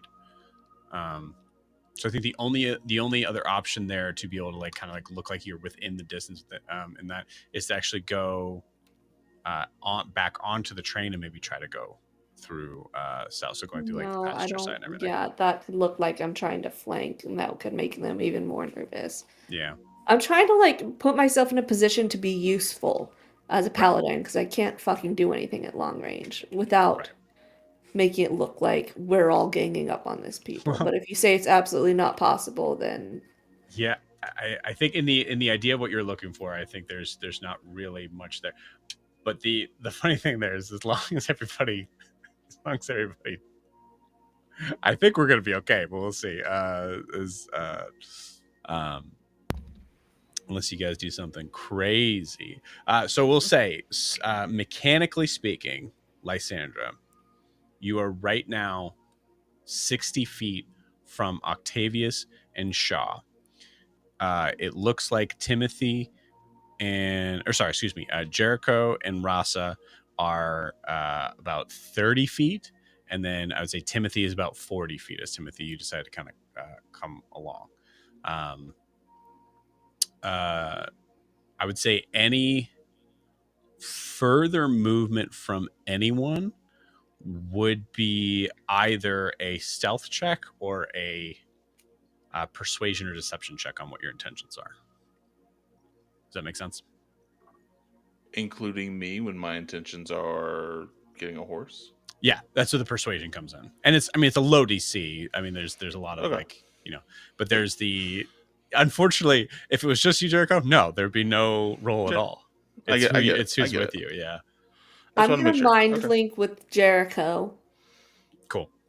and you're just gonna hear in your head, "It's Lysandra, just keeping in touch. It doesn't look like it's. I'm here if you need me." Tabitha's always been really agreeable, and Mhm. I'm not worried about the horse. I'm worried about other things. Just let me know if you need me. sure. And I'm I guess- watching the raptors for any sign that they're going to attack the party. You got it. Can I see By the all way- this as I'm like picking up my stuff? Like, Yeah, you can see it. I think there's I would imagine there's probably an oven in front of you that you'd have to like push out of the way to be able to like intervene on this. But yeah, can I purposely kick something so it rolls close to them, and I'm like stealth check trying to chase after it to hear what's going on? it's not going to bode well the amount of you guys going in that direction. But if that's what you want to do, go for it. There's a prisoner exchange happening, and you guys are like, "What's going on?" Yeah, that's why I'm trying to stay away. Joe, Ross- I'm just getting my horse. I don't know any of this other stuff. I've know. made that decision. I'm Buddy, I just getting know. my friend. I know, man. I know. Yeah, if I see things getting tense, I would stop. If they're like starting to eye us, then I would wait. I'm not here to start a fight with them. Yeah, and that's what I was saying in the beginning. Like, it's for Rasa, you're aware. Like, Timothy was the last one to talk and made his intentions very clear. With Octavius there, Rasa, you're not entirely sure if he knows that you're a part of that, or feeling the same way. So if you want to, like role play this moment, do whatever Ross is going to do. I'm not going to tell you what to do there. Yeah, you might want to hang back Timothy here just for a second here. They might be nervous about your intentions, or just maybe separate yourself from us so it doesn't look like we're coming out. I just want to find out where he's going to be, what they're going to do with him, where they're going to take him. Are there only 2 griffins? Would we assume that Octavius is coming back? Yes, for sure. Okay. Yeah, Yeah, Octavius is coming back. Yeah, I think we'll get a chance to ask Octavius. I don't think he's going with him.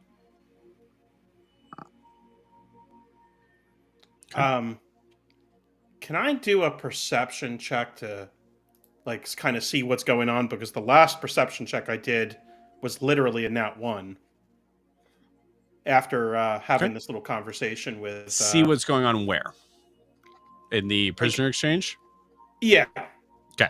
Yeah, So I because, paused, we basically paused time here to make sure everybody was doing what they wanted to do in the situation. So I'll say, yes, you're 60 feet away. Okay.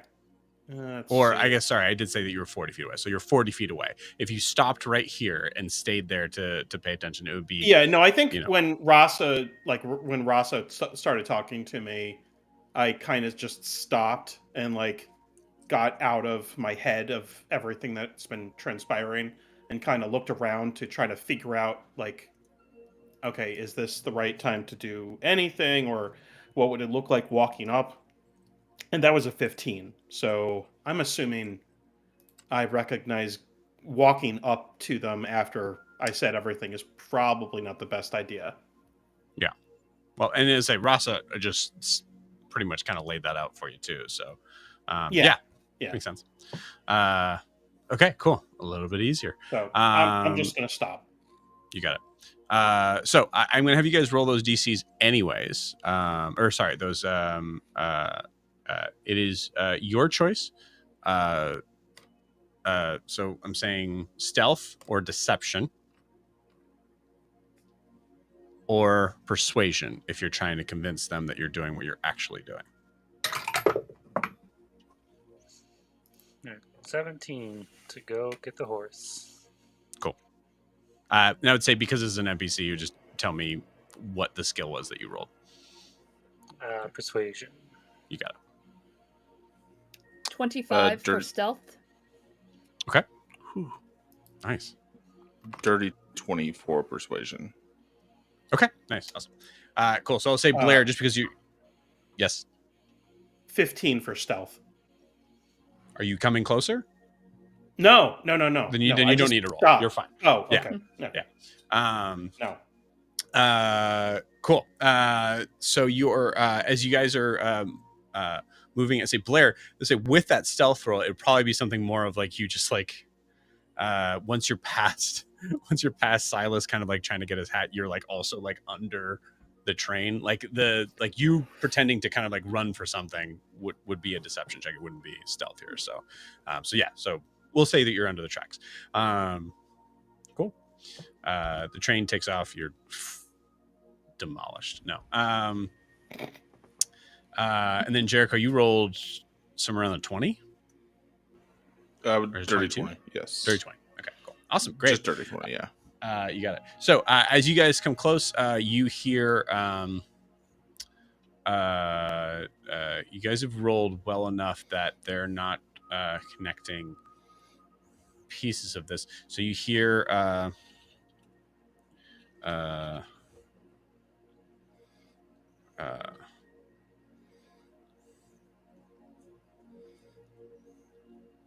you hear the conversation, and as you get closer, you actually do recognize that it is Doris. So it looks like a couple of them have already kind of like split off because they would be the closest ones there.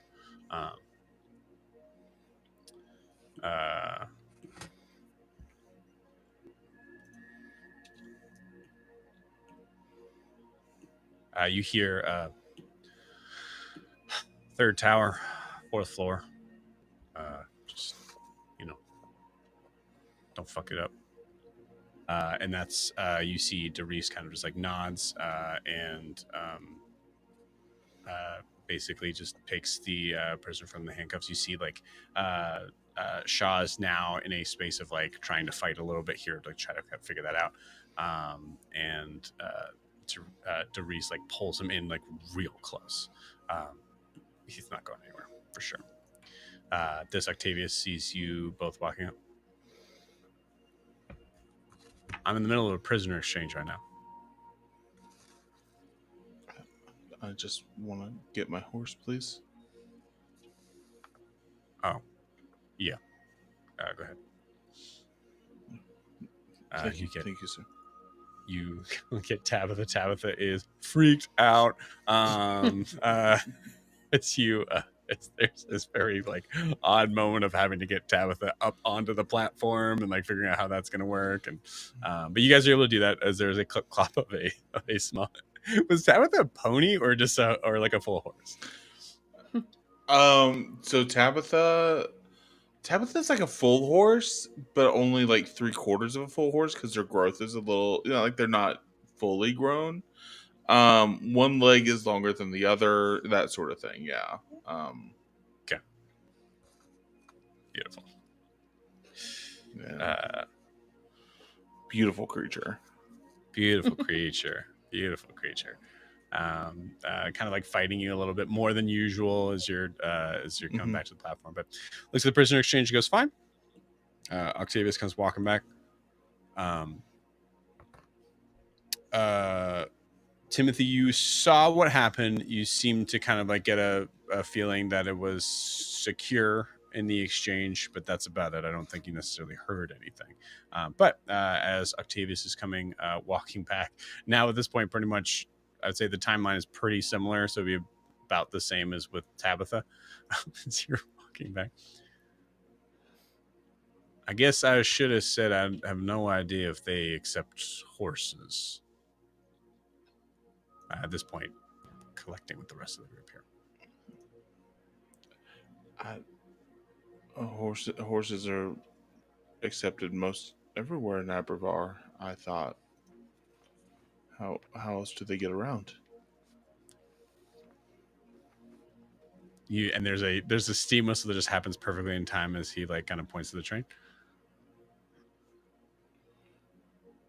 Well, that's trains are good for long distances, but horses are great for local and across town trips. This is you wouldn't have a train going down Main Street. That would be madness. Right, that's why they usually have horses that. I don't. You know what? Okay. Hopefully they let him. They let her in. If they don't, you're gonna have to check back out here every once in a while, and if you want to see her. I'm not gonna And what fight about them. that? She says, pointing at Blair's ovens. Oh my god.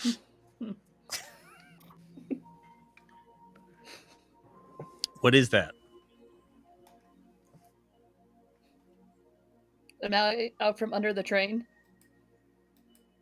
Yeah, the train is actually starting to leave. So Yeah, Yeah. I just like, and I just like, those are mine. Those are mine.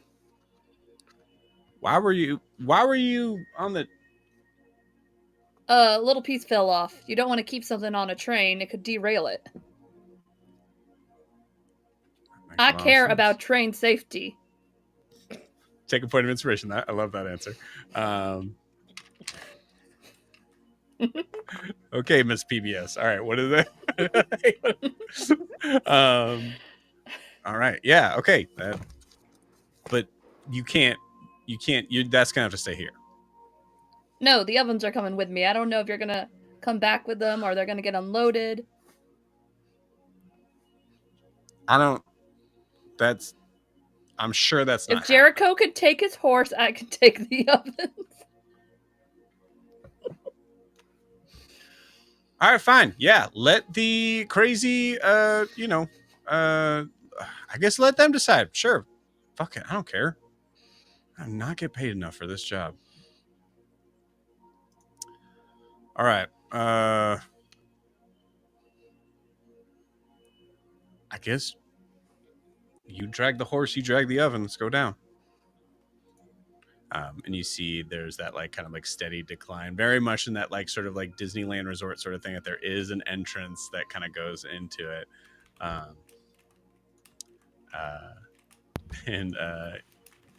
Yeah, so as you guys are kind of descending down, you see two figures that look to be expectantly waiting for you. The male figure looks to have it at first looks like it's blackish brown, but it's also gray and white. It's a whole slew of colors that really what the heck is that? Oh yeah. That really like has this like it's one of those where you're not entirely sure what color it is, and like settling on some sort of weird like grayish brown. As he turns and bows deeply, you see him wearing a very like a pristine, clean white robe, or like a almost like a toga. As it comes back, you see that there's a bunch of necklaces on him, and then in a very very similar sort of garb and fashion, they could be related. You see a female, black hair. Seems to be wearing something similar, but is a little bit kind of closer to a robe. And you see through the gates behind them is the Whitewater Sanctuary. The female speaks as you come up. Well, hello, one and all. Welcome to the calming waters of Whitewater Sanctuary. I am Tressa. This is my brother, Quarren. We'll be handling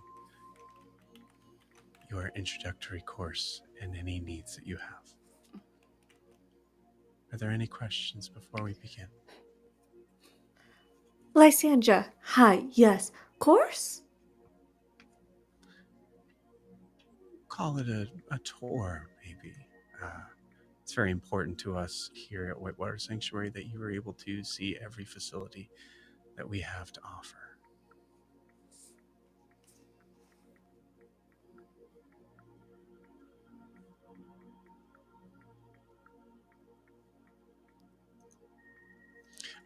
Jumping in on this, you see the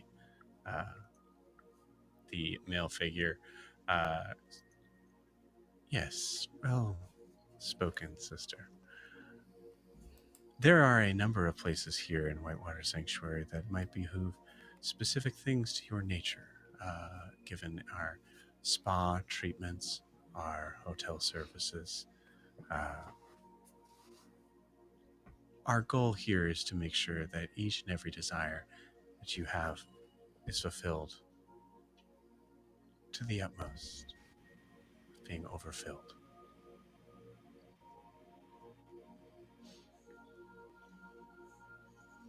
Do you happen to have a doctor? We have several medical staff on site that would be willing to handle every need that you have, whether it is a small cut or something more serious. He's got Yeah. multiple bullet wounds, he says, pointing at Rasa and Blair. Very obvious that it is on the more serious side. How much would that cost us? Because I know this ain't free or whatever. This is where Octavius sets up. Octavius Fenwick of the Raptors of Eurasia. This will be on Enos Fenwick's dam. Feel free to reach out to him on this regard. My name is Octavius Fenwick, and I'm happy to answer any questions of the payment of that end. Very well. It is good to see you again, Octavius. See Octavius. All right. Can What? I insight check that? I Sure. want to see if Octavius was like, all right, like I just called out for hanging out at the brothel, all right? Or is it like he doesn't remember being here? Yeah, go for it. All right. That's a dirty 20. Nice. Okay, cool. Yeah. He's not even really hiding it. He doesn't remember this person.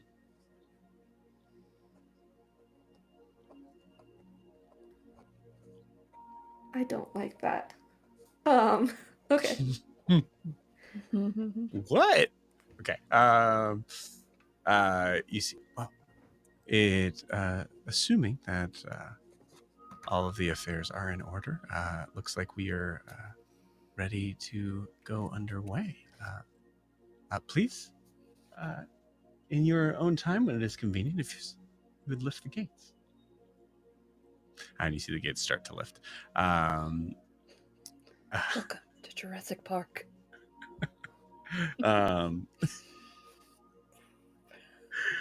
applaud if this is the game plan, but it's a game plan for Jericho and Blair to just not say anything and to just be pushing these things through. Yes, Joe. It's not awkward until you make it awkward. Is what my thought is. Yeah, I like Blair's it. gonna go. You got luggage trolleys or something? Oh, absolutely. I will have we'll have Lux be able to handle that for you. If you want to leave all of that just right there, wherever you will be staying, your things can be waiting for you there. Anything you would like to carry, as we all understand that we like to keep our privacies private, you certainly can if you would like, but I can assure you it is unnecessary. Is Octavius coming with us? Yes. So Octavius said on the train that was like the inventor was a friend of his. So that was, and that was actually, that's the whole reason why you guys are here. Basically, there was something that needed to be handled. Uh, Yeah, I'm keeping Tabitha's not a thing, and they said leave your things here, so she's coming with me. Well, Tabitha has legs and can walk on her own, so yes, I would like my 2 giant ovens to be taken to our rooms. Absolutely. Well, if you would all. Is everyone joining us? Looking right at Jericho. Looked at Tabitha and looked right at Jericho. Yes, yes. Great. More the merrier. This way. And you all. As we walk through, Mm-hmm. because this lasts for 10 minutes and it expands out 60 feet. And I'm weirded out by that whole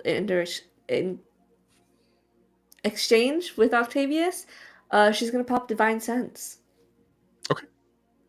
So 60 Okay. feet around us for the entire 10 minutes wherever we're going. So it's Celestials, Fiends, or Undead within 60 feet. Okay. Or anything under Desecrated or the consecrated. Desecrated or Hollow.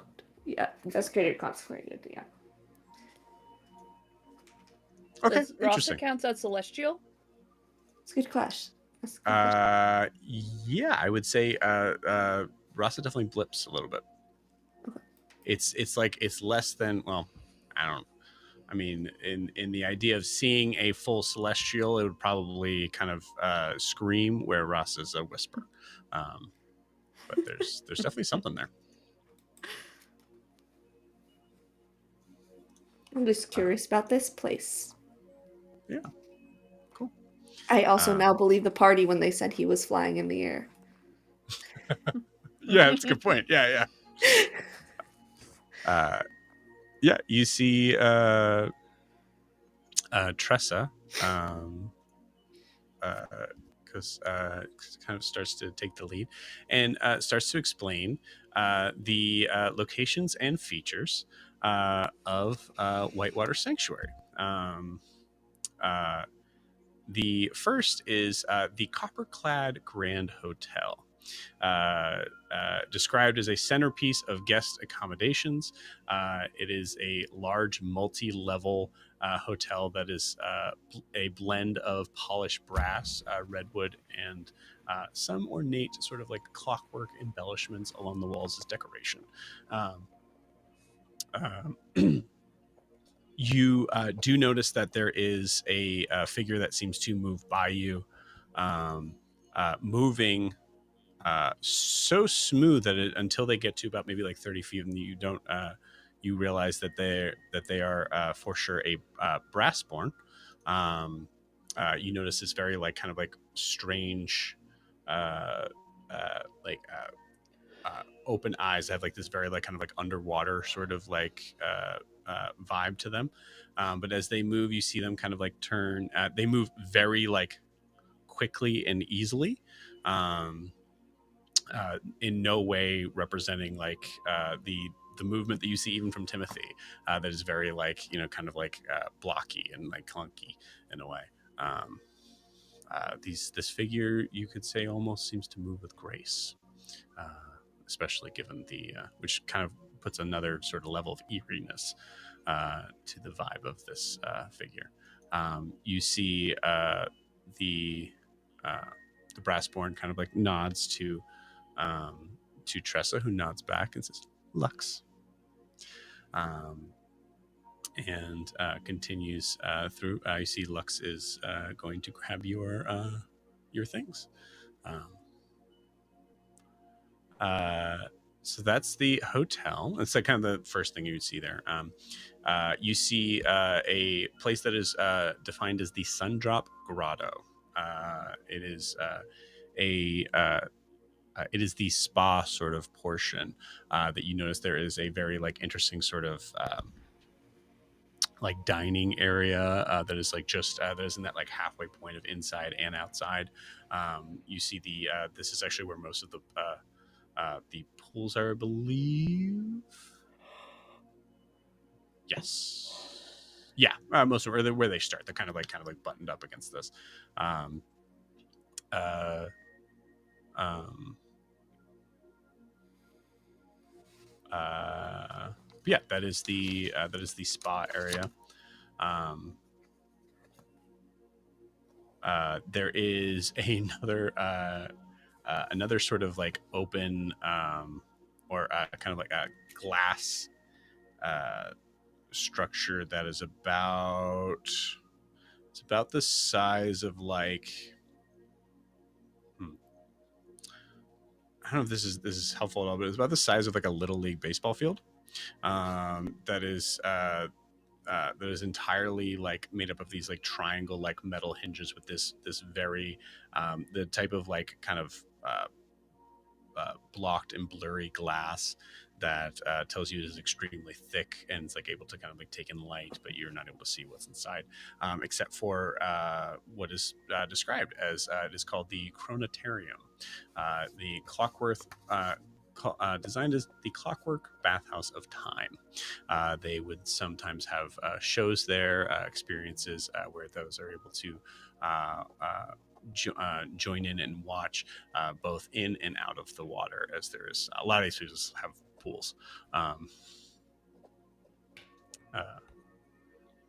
There is actually, and in the chronotarium, the actual like performance area itself is actually called the Serpent Stage, and that gets its name because of its like serpentine sort of, well, would be explained to you as kind of the serpentine sort of structure around the sort of like side edge of the pool, basically saying that the best seat in the house is in the pool.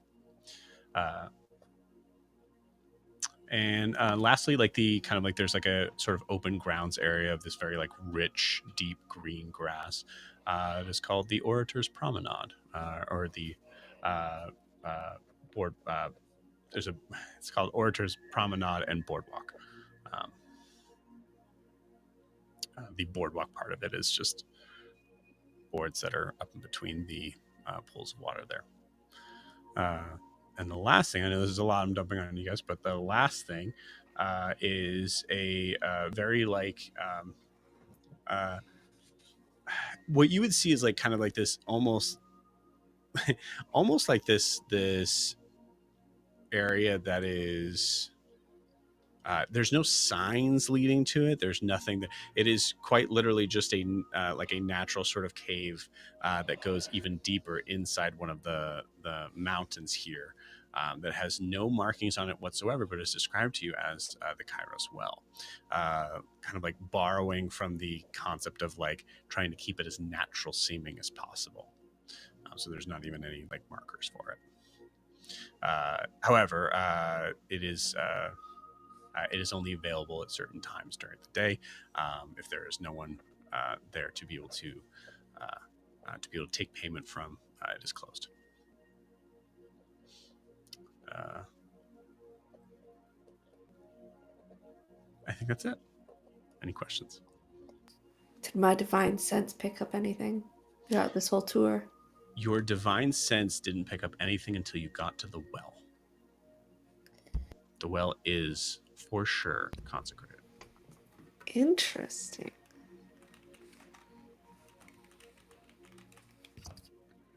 As you're walking around, sorry. You go. No, you get. I think Lysandra's very interested in that, right? Okay, cool. But as you're touring around, were there any like openings where all these brassborn are coming in and out of? Interesting. I like that question. Roll me a, I'll say perception or investigation. I'll be nice here. It's gonna be pretty high though. Oh shit! It just rolled out of under my table. So let's try that again. Really high. I'll use that inspiration. That's going to be a 19. 19. Okay. 19, you do see a lot of figures that look extremely similar to Lux. That seem to be moving in and out of most of these places. You notice that there looked to have been one or two people that were possibly like guests here. But to answer your question, no, you have no idea where they came from or where they go to.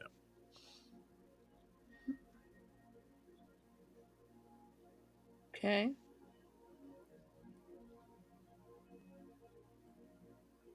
Anything else from Blair?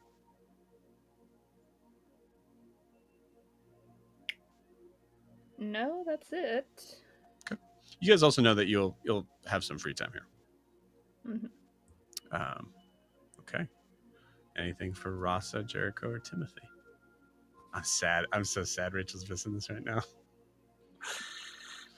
I think in this backdrop, like, Rasa looks as old as he's ever looked because he's wounded. He's probably a little hunched over, and he's like following Ophelia around because he has like no idea what to do. And so like I think there's this like scene of him just looking significantly older in this time. Rasa, do you think it is obvious looking that you are injured besides the blood? I know that sounds like a crazy thing for me to say. Like, are you like stumbling? Or are you like that sort of thing? Like, I think there's definitely probably like winces of pain and like some sort of compensation. You got it. I'll say at a probably right in between going from showing the Sundrop Grotto to the Chronotarium. Quarren will be following Tressa as Tressa is explaining, but then does an expertly sort of timed of like walking a little slower until getting to your spot. Perhaps it would be best for you to take some time in the grotto of maybe some healing ointments. I believe there was a question of a medical team that you may have needed. I have no idea if that was for you, but you do seem to be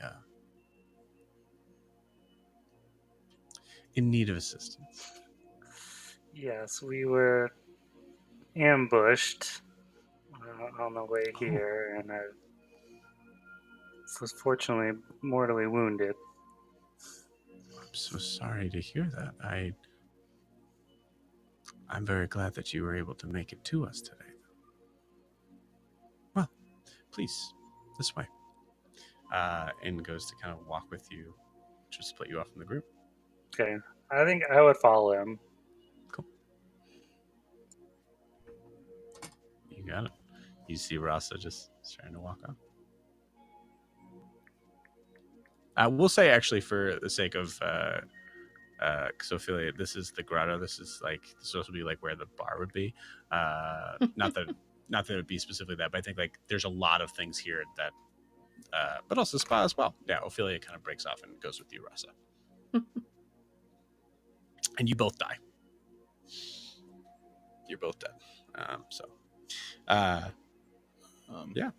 I'm just gonna say new town, new sets of eyes, or just Jericho's just taking note if anyone's really looking at him, staring at him, or if he feels any of that energy coming his way. Interesting. Roll me your choice, insight or perception. I'll take either.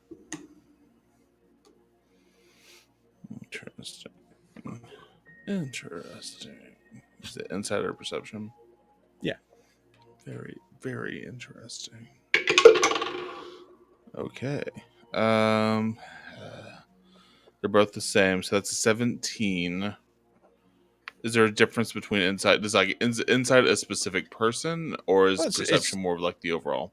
It's defining. No. The insight would be like I see people. I'm trying to get more of an emotional sort of thing of like how they're, or perception being I want to see if they're looking at me and staring. You know what I mean? But like above board, like obviously it's a little bit of both, right? So it's like saying, which skill do you think would be the most apropos to? Let's do insight. Okay. because it's not just. I mean, staring's one thing, but it's like, how are they looking? You know, Cool. What'd you roll again? 17. 17. Cool. With a 17, Jericho. This has been a pretty interesting and rough 24 hours, even for Jericho, and that's saying something. There's a weird and maybe like eerie sort of sense of comfort, but not in an eerie sense of like the creepy shit that's been happening to you. You notice like on all of the faces of the people that you see here, and there's not many. I'd say there's only about, you guys only see out maybe 5 or 6. It's like in no way, like shape or form, like crowded or anything like that. You notice a lot of figures look in your guys' direction, and you guys look fucking insane here. However, no one seems to really care. And that sense of comfort of like, Jericho, presidents come here. You know, like big important people come here, and you know, they there's a significant amount of people here that that come here that are probably used to being gawked at, and they're all together here. The people that would be looking at you would also be the people that don't want you looking at them.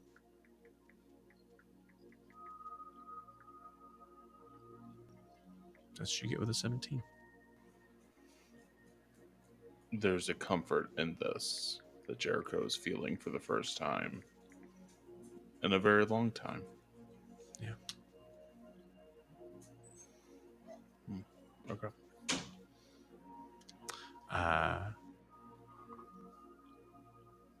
Timothy, what's on your mind?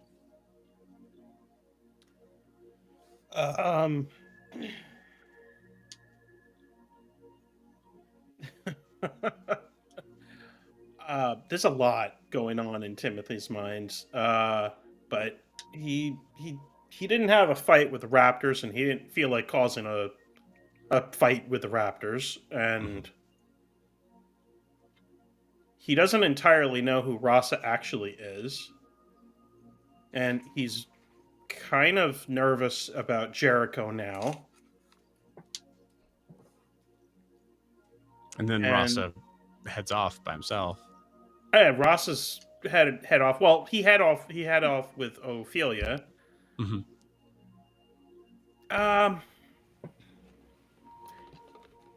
Yeah, he's a little confused at this moment about what to do next.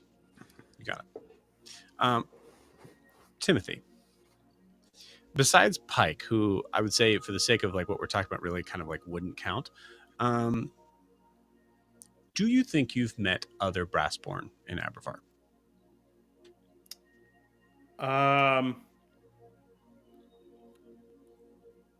When he was up north, I mean, he trained in combat with others. He worked as guard duty at different places with others. I would say for this particular case would be like in the past, like since Cortana Ranch, I would say. No, it's been over 100 years. Yeah, cool. What you notice also is, as I said, there are a lot of figures that look just like the Brassborn named Lux. You notice almost exactly the same.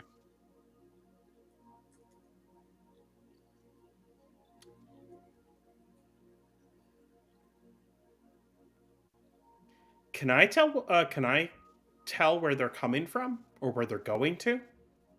I'd say Blair's. I'll say above board. Blair's 19 didn't get it, but you can try. Yeah, I mean, I'm just curious. I think out of anything, that's probably what it's perception, correct? Yeah, perception or investigation. Take either. Nope, that's a 14. No, but I think out of anything, that's definitely something new for him. Yeah. So he's intrigued. Yeah, Um. for sure. Okay, actually, I have a question for you. Are they taking orders? Yes. Like the brass one that looked like Lux. Yes. And you would, I mean, Okay. you wouldn't even hear this. You would just see this. You would see like, Yeah, you it's pass something by I like think I a can waiter. kind of. That's like, yeah. Yeah, I can kind of figure out. Like, yes, okay. Um. Actually, I think I would actually. Lysandra is right there, right? Yes, I think so. So I think actually Timothy would go up to Lysandra and say, "You seemed surprised earlier when I told you that I was bought and sold. Look around." And I point at the Brassborn.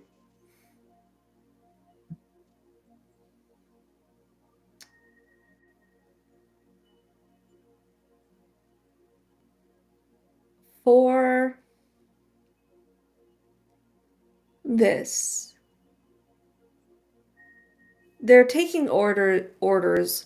They're working, right? It's not like people are beating them or telling them what to do or demanding it. Like, are they walking around just like Quarren and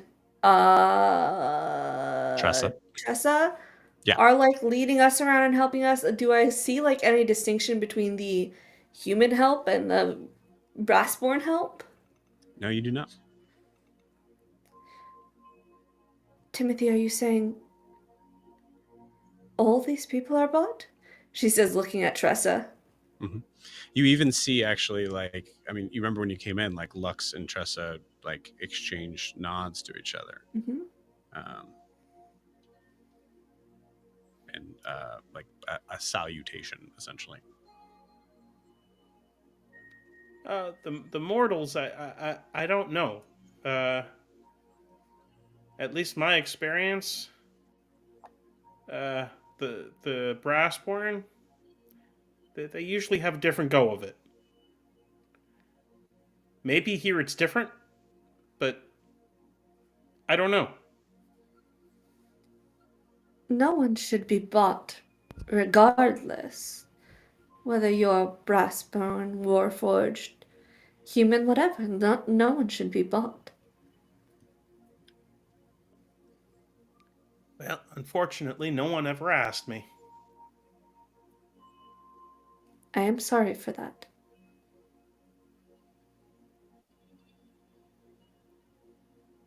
We'll say in this moment, this kind of like there's an area of like concluding the tour. Tressa kind of turns around. Are there any questions or things that you are specifically needing at this moment? And so this moment, if you guys didn't notice before, you noticed that Quarren, Rasa, and Ophelia are gone. The well. Yes. How much is entrance? Well,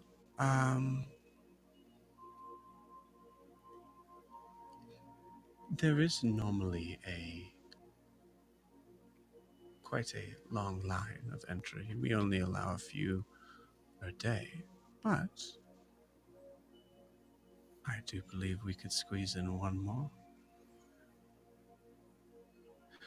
It would be 5,000 gold.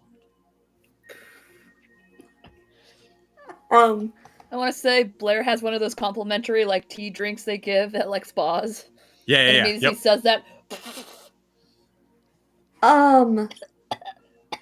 Do you perhaps have who's responsible for it? For its care?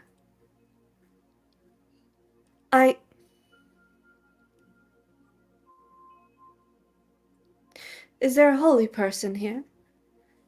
I simply have questions about it, and there is a certain unique nature to the well that is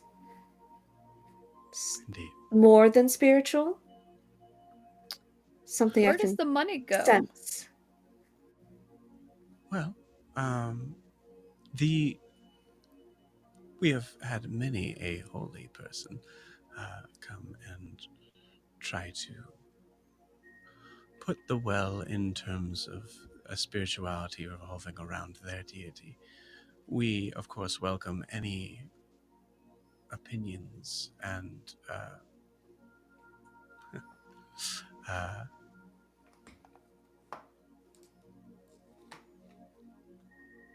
divine senses of this being touched by gods, but we are merely focused on the spiritual, emotional, and physical effects of these waters. So then who consecrated the ground? Who indeed? Can I roll some kind of religion check? Sure, yeah. What are you trying to I'm determine? gonna use borrowed knowledge to pull on my spiritual tether. And so here's it's I might be misunderstanding. Consecrated versus desecrated. Desecrated would be like infernal, abyssal, something like that. Consecrated would be divine, but not all gods are, strictly speaking, moral standards, right? They Right. could be more evil aligned, but if you consecrate as a follower of that god, the ground is still technically consecrated, right? Correct. So I'm That's true. trying to see if I get the feeling that this area, it's clearly divine, but is this more of a manipulative, malicious intent? Or is this just like a good god trying to do a good deed? Yeah, okay. Using a term that has been like we really just don't really apply it too much anymore, but I think this is the best way to kind of define it. I would say if you're I could give you kind of like the alignment associated with whatever has Yeah, consecrated this well. yeah. Okay, I'll roll with my d4 for leadership dice, because I'm going to Okay. do borrowed knowledge. That wasn't great, but I have inspiration from last week. Nice. Joe, Yeah. that's a natural 20 for a 25. I love it. Well, to answer and add a little extra.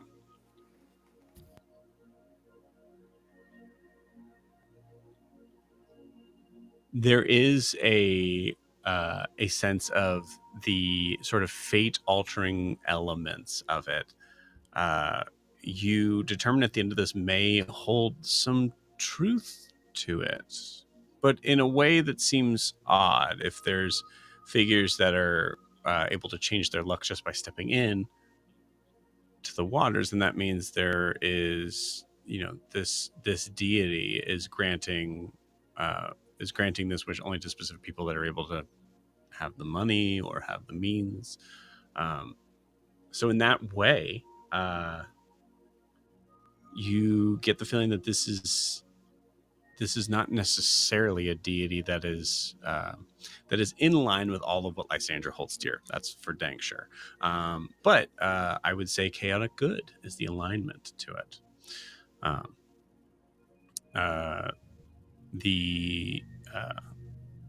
There is a sort of, there's almost a slight sort of whimsical sort of presence to this, to the like religious effects this is giving off. The fucking Fae, Joe. I just can't get rid of them.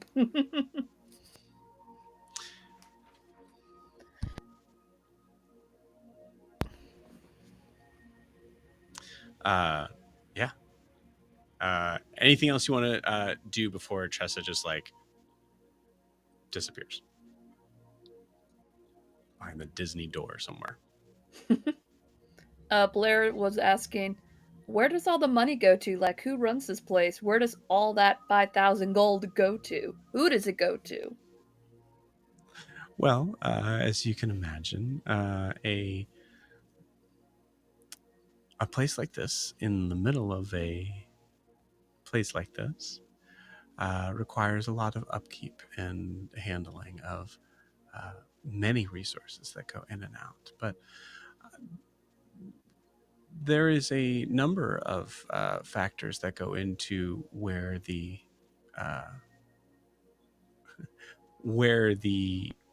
what I surmise to be a very understandable sum of money for what you get, it certainly does not go to waste. You didn't answer my question. Who owns this place? The inventor, of course. And his name is? I understand your curiousness, but it is very much a practice here that we only speak of the inventor in terms of the title and allow their... Wasn't it Hellsick or something? You heard a name from Octavius.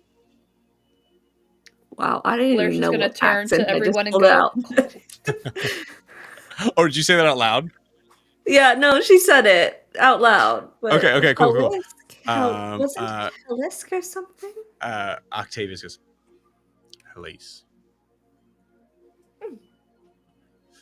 Oh, of course. Captain Fenwick would know, yes.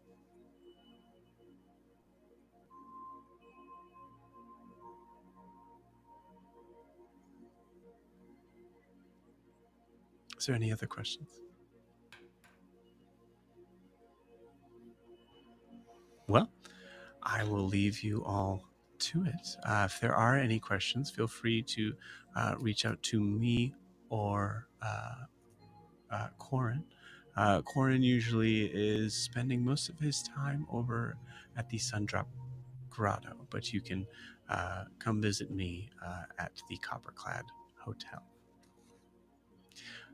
I truly hope you enjoy your stay, and please don't be shy.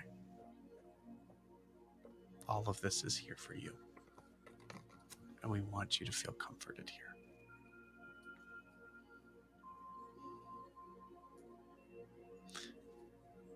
She heads off in a direction. And there's a very long pause.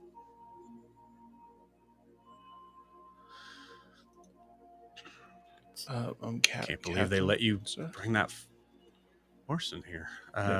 What? Sorry.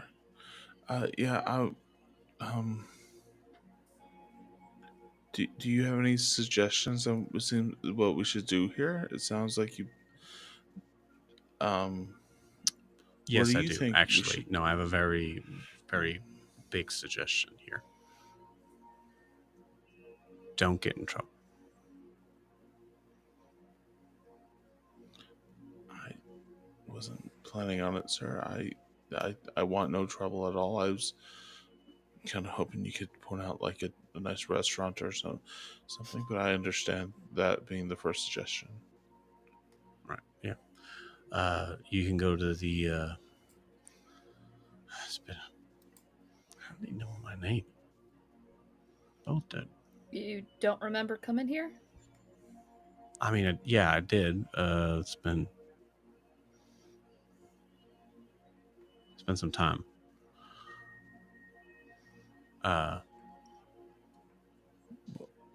Yeah. What was the question? When was the last time you were here? Mind when was the last time you were here? Mind your business. You can go to the grotto. Actually, there is like a little kitchen thing, I think, at the bathhouse with the glass in it. The Crona, that thing. Chronotarium is what he forgets to say. Does he seem like... Because he feels like somebody who is very detail oriented. Like he's in law enforcement, right? Yeah. So, like, I'm wondering if this forgetfulness is he's not acting like this anywhere else, and it feels like he's acting like it right now, very much so. Okay. Is this something that? Yeah. I'm trying to. It feels like is this place affecting him in some sort of way? Got it. I will say, give me a. Yeah, give me an insight check. I'm trying to think of a more interesting sort of answer there, but that's really what it is. Okay. Insight. That's a 13. 13. You determine as far as like the idea of like the detail sort of oriented thing. First off, yes, 100%. He is, ironically speaking, even though this has been a pretty bang up job going into this, you imagine that him by himself has been is relatively good at their job, albeit maybe not the best in determining who would be able to handle. There was a moment of like probably some piece of him that feels a little foolish with like being like an old man trying to say like I can handle this prisoner, it's fine. Being very foolish in that regard, but yeah, like in other ways he's a how do I put this, he's very good at his job. The 13, you surmise he doesn't like it here.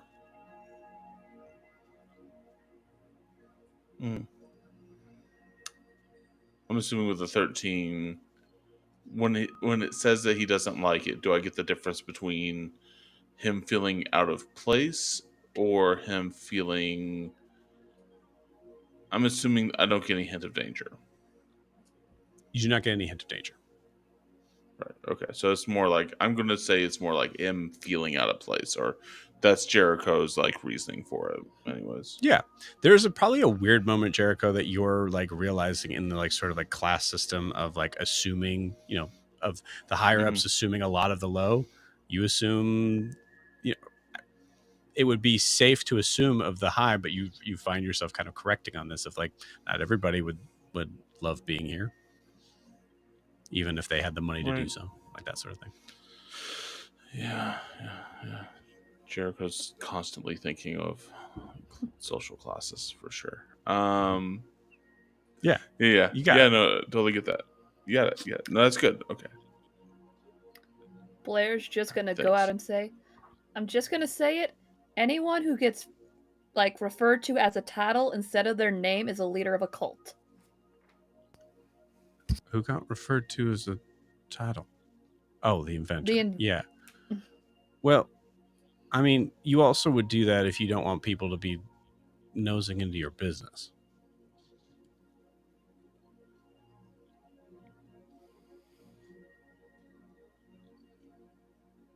What? But okay. But what business? Talking about the inventor. Yeah. Okay. Yeah, you would call yourself the inventor if you didn't want people to know everything about you. He's opening a giant spa in the desert with the only water source, ran by brassborns in a luxurious... Like, I'm not the only one who sees all this, right? There's something... There's something here, for sure. I'd be curious to meet this person. Yeah, she is a very curious person. Kind of like the person that would come in with a basket full of fucking broken ovens. It's not a basket. One is taken apart. The other one I haven't disassembled yet. Right. But it's going to be something. Would you say there's a certain amount of obsession built around that? No. That's curiosity. All right. Well, we'll chalk it up to curiosity then, maybe being the reason why someone does what they do. Anyway, should we be worried that Rasa and Ophelia have like been taken somewhere else? You know what? Why don't you go? No, but why don't you go find them? Leave me be.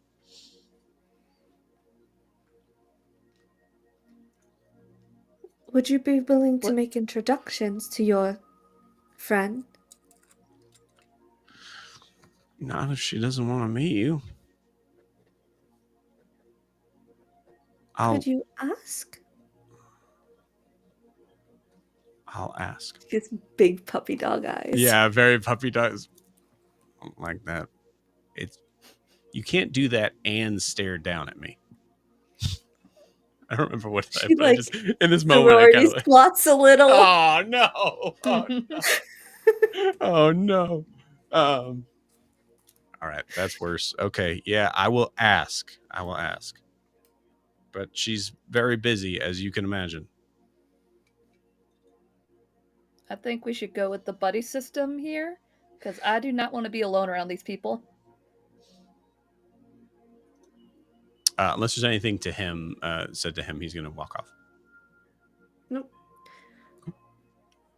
I think we could all do with all including me, deal with baths.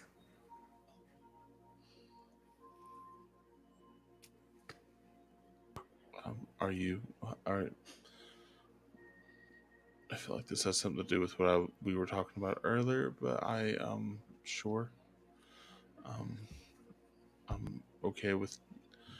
I guess I can take a bath if you would like.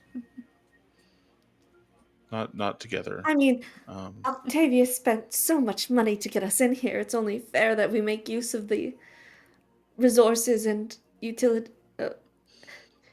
It would only be kind to him for his help.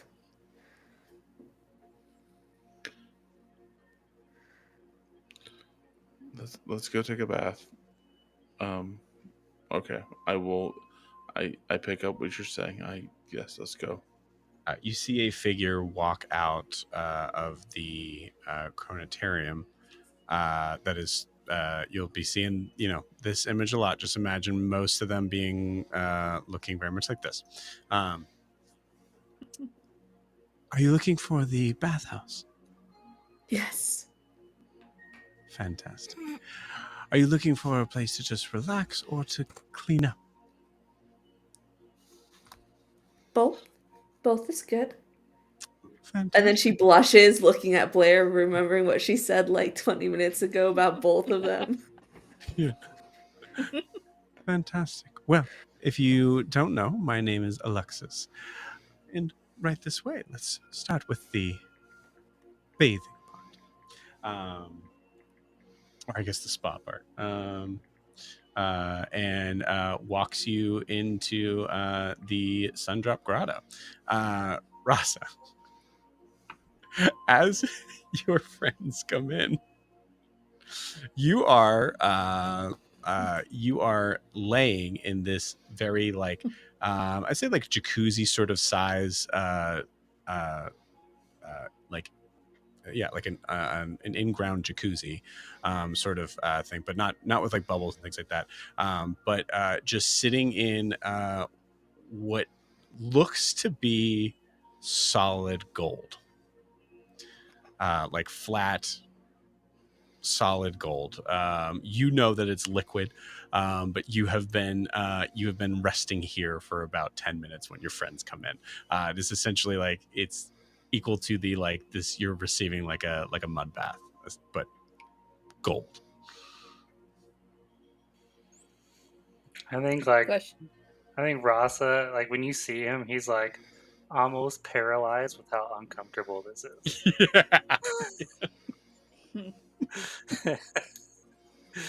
And he would not want you to see him or acknowledge him, but it's happening, and so now he's in this really exposed state.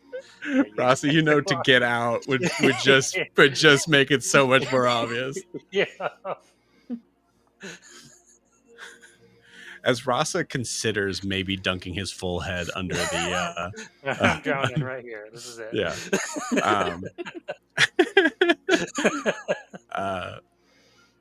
Also, notably, Rasa, you recognize that it is extremely warm to the point of looking at this liquid gold sort of thing, the idea of what temperature does liquid gold melt at.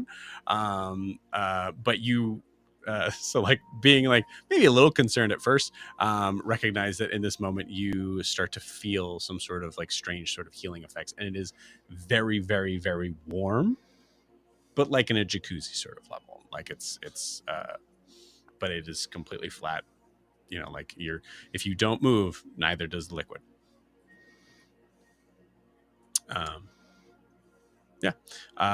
Alexis brings you up to a counter where might as well be the same sort of like brassborn that's there. That looks. Are we looking for the full package today?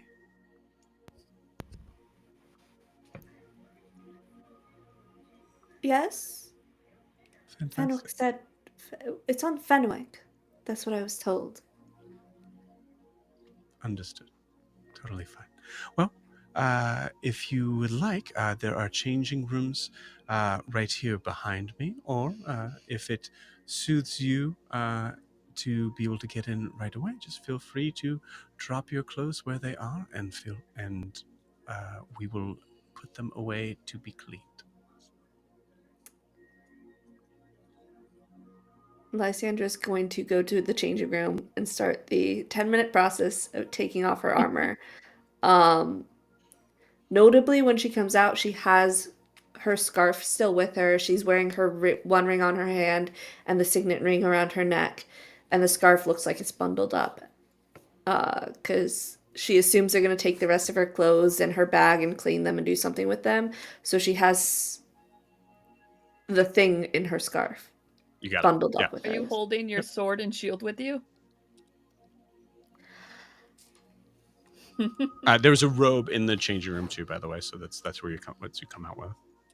Assuming. How safe does this feel? Like, I mean, obviously Rasa's not sitting in a tub of gold with his shotgun, right? He's Or full is dead. he? No, yeah. It's just the body. I messaged Ryan like, "Hey, dude, you're full dead. I'm so sorry, but I need you to just keep it chill." Because like she'd only bring the sword and shield if she's worried something might happen, but I don't think. So far you don't see anything that kind of gives you like any sort of vibe at all of worry. I mean, and it's she's. I don't even. Yeah, she comes out with the like just those two pieces of jewelry and her scarf bundled up, and she jumps in the nearest pool and gets in gracefully to the nearest pool. Beautiful. She is Blair's unabashed though. She does not wear the robe. Beautiful. Blair is in the changing room with Lysandra. Can I ask her to do a perception check? If you're in the changing room, it might be hard for me to map the. There is separate changing rooms. Yeah. Blair, okay, I was thinking like a locker room type of situation. Oh no! There's no. Okay. This is. There is a level of like whatever comfort feels best for you, but leaning always towards the idea of like just be yourself and feel free to express yourself in that way as well. So like anyone who wants to come out, you know, just fully in the nude certainly can, and it is not a problem at all. But you get the feeling also it's like we also provide things for those that would feel like they would rather be covered up, sort of thing.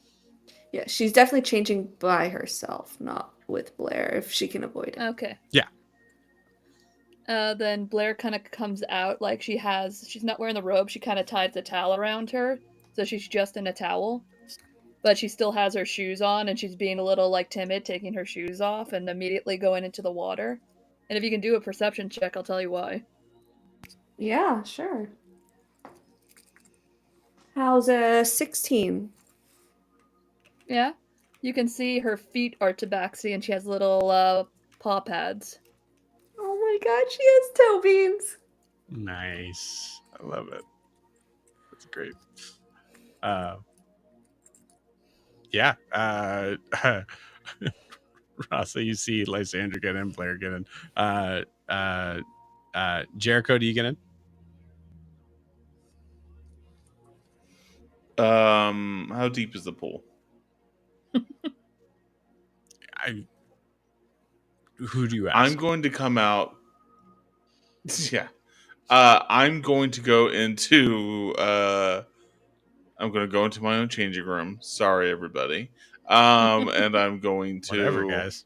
You know, I'm going to come back out wearing a robe and with a towel draped over my head as a makeshift like cowl or Yeah, I like thing. I will. I don't. I want to find a very shallow end. I don't want to go into the. If there's a deep end, I want to avoid that at all costs. It's like a jacuzzi sort of size thing. So I would say there's definitely like where people would be sitting. I think you is where you're standing. You know what I mean? Sure. Halfling here. Yeah.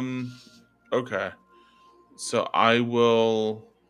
I think what I will do is you'll see me just sit on the edge with my still firmly on the outside with my feet inside the pool, and I'm just slowly taking a rag and watching myself that way.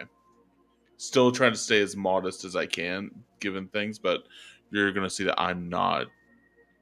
Jericho's not gonna jump directly into the pool. You got it. Okay. Timothy.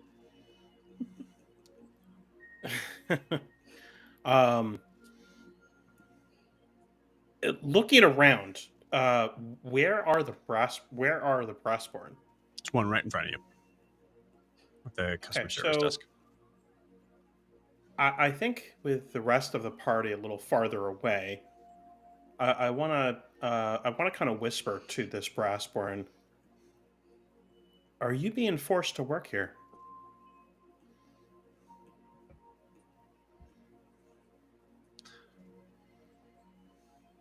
No. I like it here.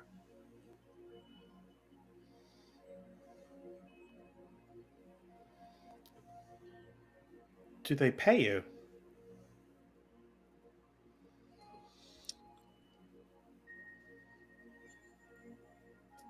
In a way.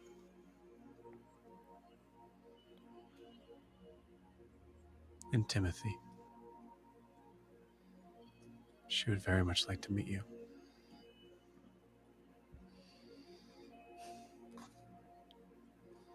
That would be okay.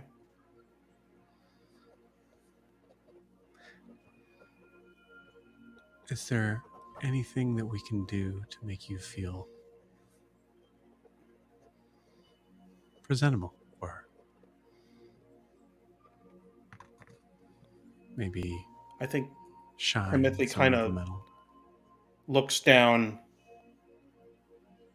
Am I not presentable? You are perfect as you are. Whenever you're ready. I'm ready. This way.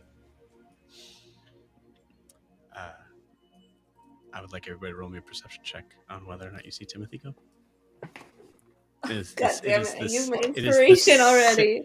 It is the same DC as it would be for the ones that go in and out. Perception, that's a 21. Okay. 5 for me. Same. 21? Okay, cool. 21 here. All right, great. Jericho and Blair, you both see Timothy starting to leave with the figure, one of the figures from the service desk. I say like walking down what looks to be like a hallway that may lead to the stairs that kind of come up over to like a balcony that is here. It's straight up like Florida hotel sort of like thing, but in a really nice way, I guess. Like it's everything is like leaning towards like being able to be around the spa and the drink, like all that stuff. It's all kind of like very inclusive feeling. But yeah, that hallway you see is the direction that pretty much literally turning their back and walking away from you. Buddy system. You hear Blair just Yell? I mean, you have to yell. Yeah. Blair's just yelling, buddy system. I'm assuming I hear that. Yeah, of course. I look at the brass burn. Can the others come?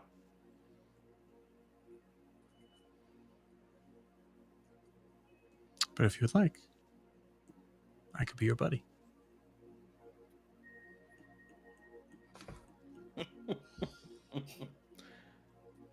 I'll look back toward Blair and say, I will return. I'll be back. Can I mind link While with this was Steve? Yes, Lysander, yes. Can I have been, while that's been going on, sorry to add one more layer to this. As I was noticing him walking off by himself, can I go get into a shady corner and turn invisible?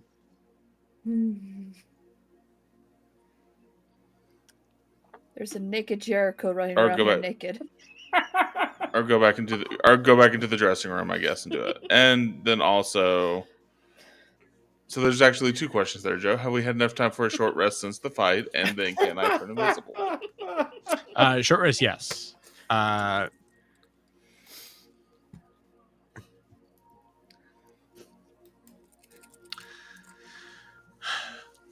Jericho, you go into the dressing room.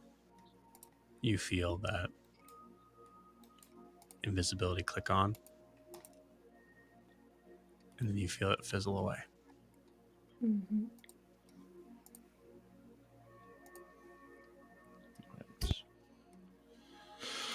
Right. Right at this moment, you also hear Corin from outside. Just, anything we can help you out with, Jericho?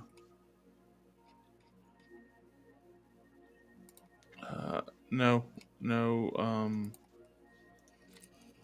I was just sorry, I was just feeling a little shy in the moment. Want some extra privacy. But that's okay. You're definitely peeking in here now, and now is fine. Not peeking in at all. It's fully outside. You just hear a voice. If you'd like, there are private baths.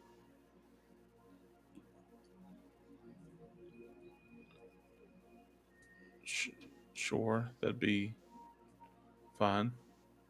No, I'm good right here. Thank you, though. I appreciate it. Very well. Anything you need, just ask. I'll be around. I forgot to ask earlier. Do you have stables for? Yeah, you do. Okay, never mind. We'll talk later. Bye. I imagine the horse was in the bath with us for some reason. No, Yep. absolutely not. It's No. just The it's horse just and the others standing outside. on. Yeah, I need everybody to roll initiative as Tabitha jumps into the bath. Tabitha, here's Every my fact, brass Tabitha horn here cannot just jump. immediately goes into murder mode.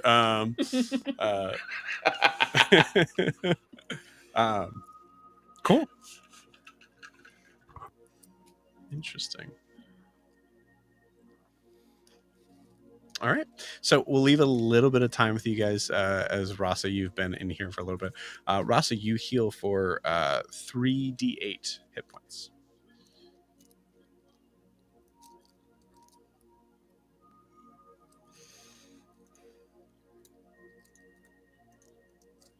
As you see Lysandra and Blair climb in. You see Jericho go to climb in, I think, and then just kind of run back. To the There dressing is room. no way you only rolled a 7 on 3d8. I rolled terribly. Oh my How god. many ones was that? Ross, guys, you have no idea how old Rasa is. So, You just Okay, hear every Holy joint to be crack. fair, he was near death.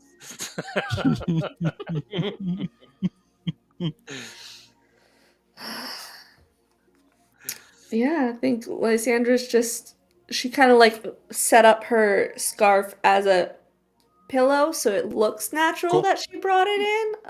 And also Nice. that she has her head on it so nobody can take it to clean it. And she's just fiddling with the signet ring on the chain around her neck. got it. You all feel a Blair's very just weird, similar passed sort of out. sensation of it, it being extremely hot.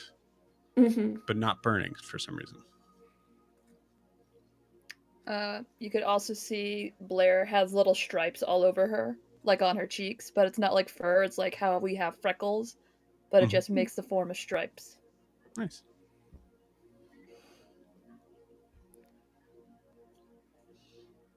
think Ross, she would did you just- say anything to them? I think, whenever he feels like the effect is done, I think he would get out and then try and get back into his clothes. Listen, just because I said when you get that healing. No, you gotta be in here for a minute. Okay, yeah, if it's still in there, then he's just gonna hang out there. I mean, I think like internally, he's like doesn't want to partake in this because then you might lose sight of you get won over, you get Interesting. soft, and so like he doesn't want to be here, and he doesn't want to experience this.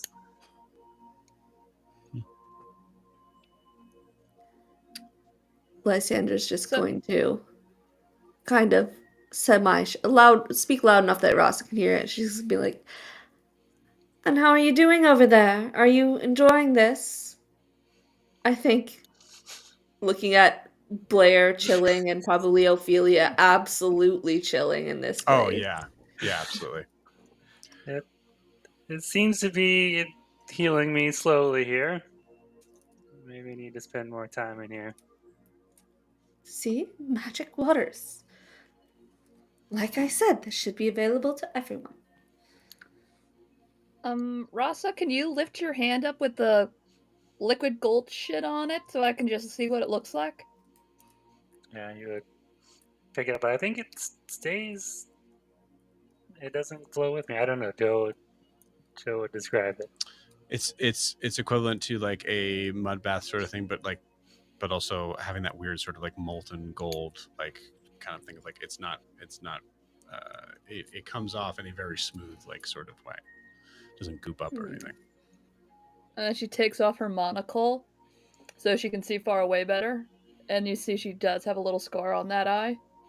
And can I make a perception check? Is that the same color as the Brassborn walking around here? It's not.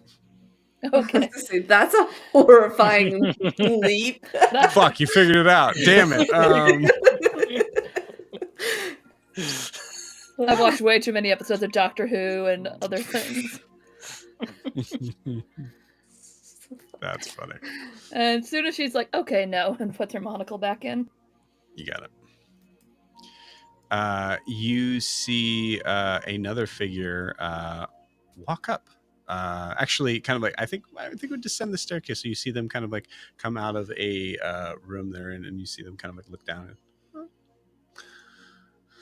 And as she's making her appearance down, you see a figure comes and joins. She is just in a robe, but she is like kind of like is like in the process of like putting her feet in the water or in the pool.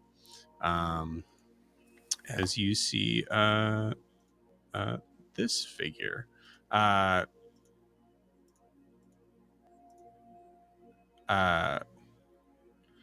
Heron and Updo, you notice being very carefree with the robe. You see her kind of like very much in that sort of motion of like you immediately clock like highborn, like for sure. Human, but well, hello everyone. Hello? I'm not seeing the photo. Oh, it's on there. Yeah. Okay, it's just me then. It's hot. What? Well,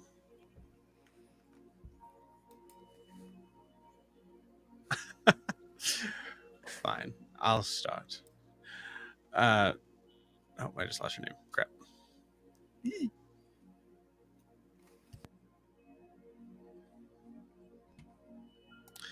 Raya Kepri.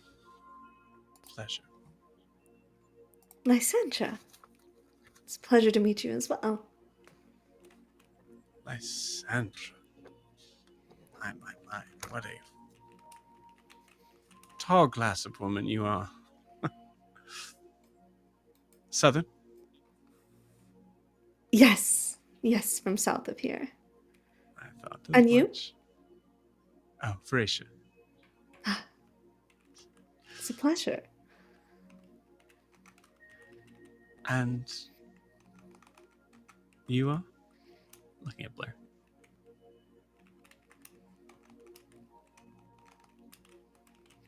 Blair. What? And who might be this solid white snack of a gentleman? What's your name, sir? Clearly talking about Jericho. Yeah, and this is Jericho. You go beat red. No.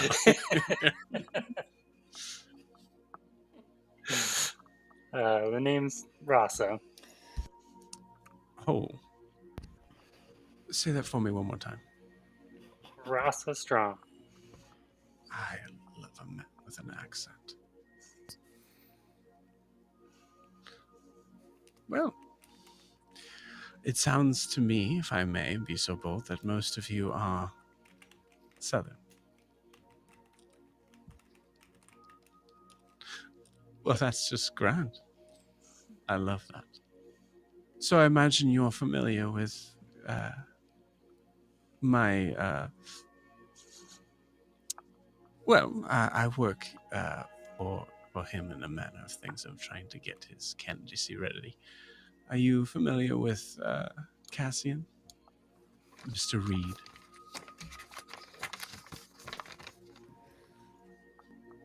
Yes, absolutely.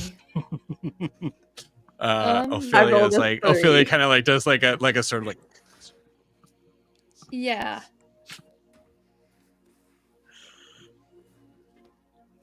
Definitely Cassian a Reed? 5 on history, yeah. yeah. Go ahead and roll me history checks on Cassian Reed. 5. Jericho, where are you right now? Well, I was wondering why this person did not acknowledge me when they came in, I guess. You said you were in the changing room and you just said, I want to stay here. Oh no, I meant like I stay here like with the party at this. Instead of going to a private bath, I was here. I'm here outside with the party. Yeah, no worries. Yeah, I am at the edge of the tub, still looking down. I've probably, as this person walked in and started talking, I have stopped washing myself and now just have my hands like this in my lap, fully clothed, just twiddling my thumbs. Okay. That was a 23 for me because I had a natural 20. Beautiful. I mean, Blair's gonna for sure know. Lexington, what'd you get? 5? Yeah, that makes sense. I'm actually really glad that it was 5. It would be really hard to try to convince. That's why I was like, yes, absolutely. She knows. yeah. Rasa? Just a 4. Okay, Actually, cool. I take that back. She wouldn't say that. What did she Russ's say? a little distracted right now. You're not here, Timothy. You're off. You're in the no. What do they call them You're at getting Disney? indoctrinated right now. The back rooms. Yeah, I'm being disassembled. It's okay. Indoctrinated, that's the word. Blair. Cassian Reed is a diplomat and represents a faction known as the Free City Syndicate. His platform, as he is a candidate to become chancellor, pushes for regional autonomy, free trade, and reduced government control over commerce. He believes that economic freedom and peace with the South are essential for Abravar's future, as he claims to be from the South. He also is considered to be, in some regards, you've heard him called a survival hero, being known as one of the few survivors of a shipwreck that happened years ago called the Caprico. I believe it's the Caprico. The he is greatly supported by pretty much everybody in Nexus. He is the Nexus candidate.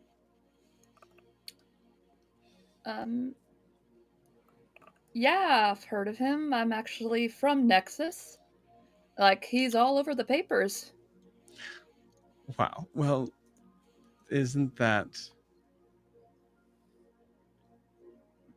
fitting? Yeah. Have you met him? If you're here, then is he here?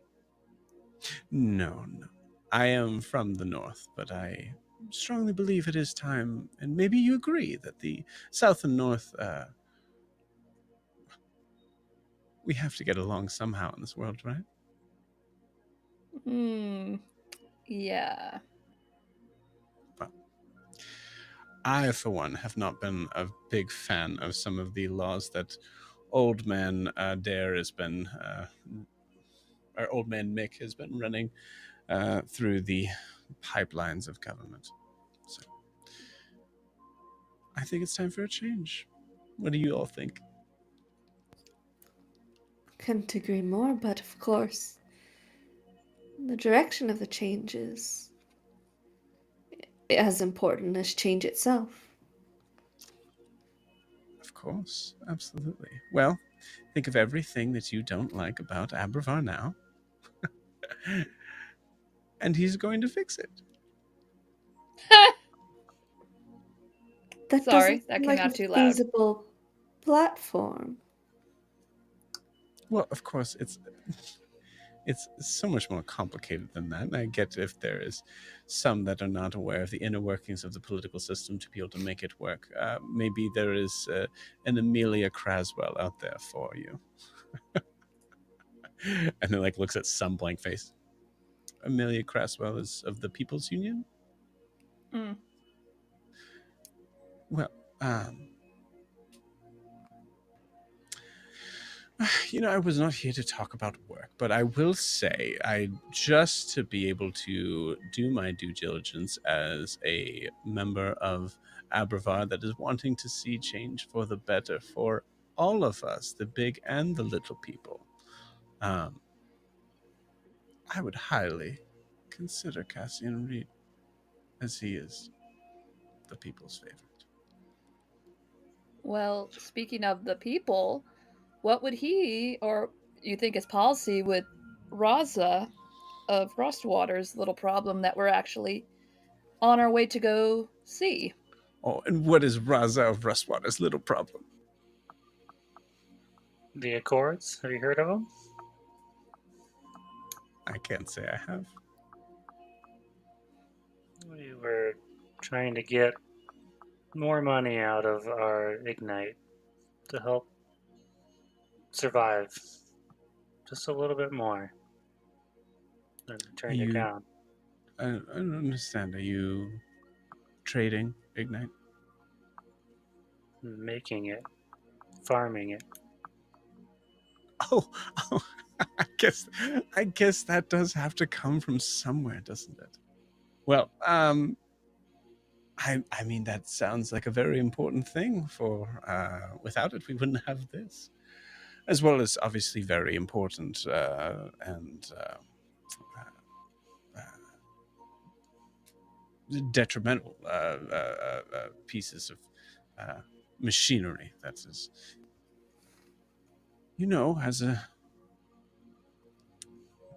as a girl, I try to make pretend that I understand how the machines work up and down, but I promise you, it is only a political mind up here. But that sounds important, and I'm sure that Cassian is working on it as we speak. Why did you have to clarify your gender there? I'm sorry? You said as a girl. Yes, well, there's some, I guess this wouldn't, yes. Well, there are some Northerners that are so old-fashioned that the concept of even being able to understand what goes on in a machine is so above their brain cells. It's quite a ridiculous notion, if I would say so myself. It is not that I don't feel like I possess the intelligence. I just know what I'm good at, and what I am good at is, well, this. Well, just think if Rustwater stops developing or even selling Ignite to the north instead of and just Yes. goes to the south, you won't have anything to power anything. Yes, of course. Absolutely. Why That do- would be a problem. Oh, fuck. Okay. God damn it. What? Why rely on Ignite at all? There are other sources of power, are there not? Of course there are. Yes. I believe that that is one of the platforms that Cassian is trying to work out. Not only a place where everybody is going to be able to have an equal say on what goes on in government and rulings of what can be owned by what or who owned by who, but also making sure that everybody is cared for in ways that would be clean and renewable energy. But Ignite doesn't. It does not seem renewable or clean. Magic I is get renewable, magic is clean. It's not like burning coal or iron or this Ignite you use. well. I don't consider myself to be a magician by any means, but as far as my understanding over the past several years, the reasoning on moving away from the magic is the danger and volatileness of its personality being a problem. But who knows? Maybe there's someone that can master it for better resources. I'll be honest with you. As I said, had no idea we resourced our own Ignite here. Well, Where did you think it came from? Oh, well, there's other places. Rasa, no check required. That's absolutely not true. It's like, where does the chicken in the store come from? She just Yeah, well, assumes it appears there. can I do It's an very- insight yeah. check when she says, I don't know how any of this works? Like, oh, is she just playing it? Or is she, like, No, I fully think being sincere? I'll give you just to kind of stay in the RP on this. She seems to be sincere. I mean, yes, both. She's playing you, but she doesn't know where it came from. That was a legitimate sort of thing of she is high class. She doesn't think about where the milk comes from. Mhm. She's not educated on poor people. Yep. Oh no, she's educated on poor people when it comes to the Manipulating numbers them? of it. Yeah. Mhm. Lysandra's gonna look at Blair because she seems to be the knowledge base on this, not this woman, Raya. Mhm. And Blair, I thought you told us that Ignite was volatile. You said the device you made could explode. And you told us to not but you told us to stay stop the beast before it hit the engine car. Can you Stop, please let stop, me stop, speak? stop. No, stop. Can I please finish my There's a sentence? moment of For a the love second. of God. We're just splashing water, essentially. Oh, okay. Well, My Raya. yes, Ignite is very volatile in its raw state, and I do tinker with things like that. Like I wish to progress. Progress. And I'm sure you were going to get there. Yes, like there's even some theories that in using certain things you can even turn off Ignite. I love all the words that you're saying in the accent that you're saying them. So what is Ew, your no. story? What is bringing your people here? It's very exciting. We don't get many Southerners here, at least as long as I've come here. As she says that, depending on if I want to jump in now. Yeah. As she says that, I'm just gonna go. Speaking of stories, I heard. Oh. I'm so sorry. I saw the towel on your head, and I actually wasn't entirely sure if that was something to do with the horse. Sorry, go ahead. The horse's name is Tabitha. Of course it is. Speaking of stories, I heard you said you work for a Cassian. Yes, Cassian Reed. Do you know him? I heard that he has quite a story, from what I've heard. Simply the craziest story, being one of the only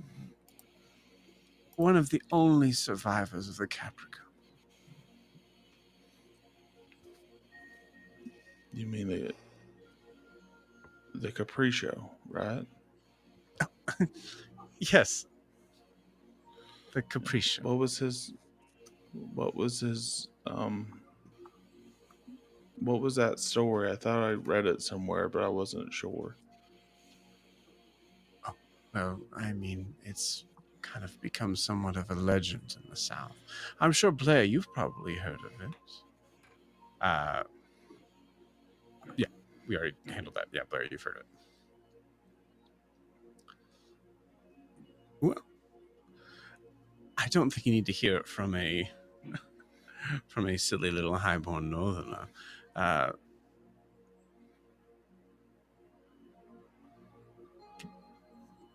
He But- survived a shipwreck. That's all I can remember from the newspaper. Well, I mean, it was... Yes, essentially. One of the few survivors. And then, of course, there was his glorious climb into the world of helping out fellow man. Eventually moving into politics. All that from a tragedy must make him quite the person. Indeed. Well, I mean, I'm a married woman, but you know. is he a kind man?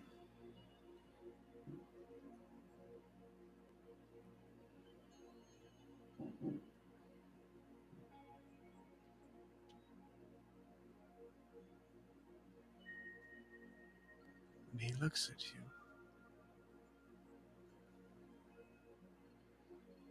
It's like you're the only person in the world.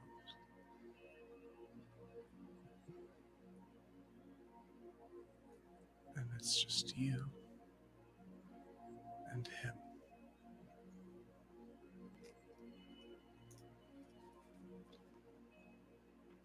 In that moment, does he lick his lips? Sorry.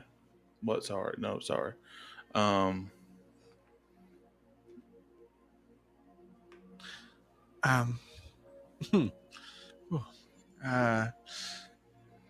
believe my feet have gotten a little too warm for the, Well, I'm off to get a drink. Anybody want one?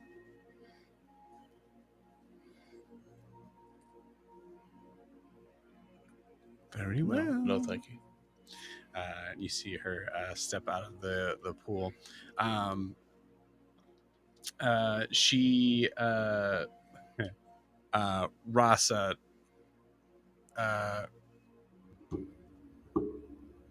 I'm gonna say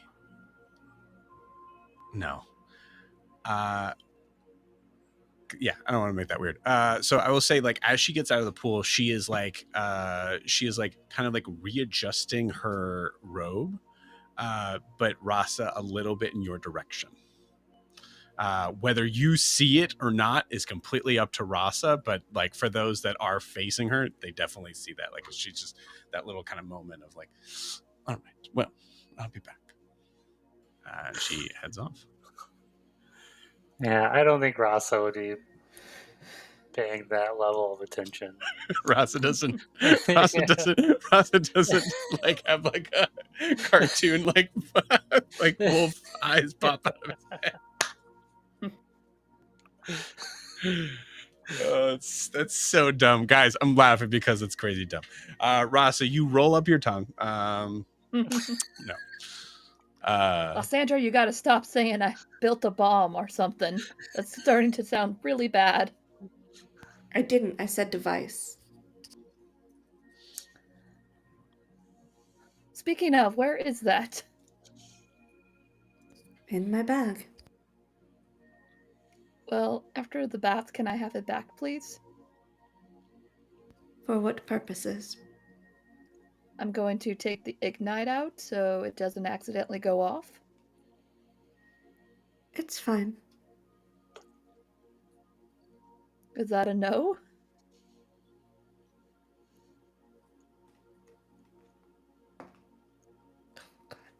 It's definitely a no with a 1. Don't worry. Trust me, it's okay. Like, I'll give you the ball if you just want the casing. I just need to take the ignite out. Jericho. What do you look like right now? What's Jericho's vibe? He's paler than usual. I imagine it looks somewhat similar to the moments immediately after the sort of vision on the train. You don't see anything weird. Nothing gets darker. But you do hear that very deep kind of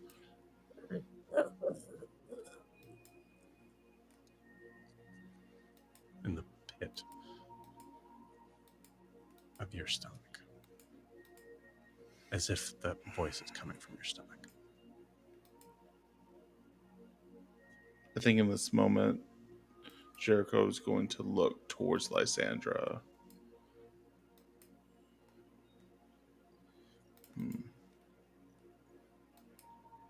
But seeing that Lysandra and Blair are sort of arguing back and forth about a bomb, I think Jericho is instead going to...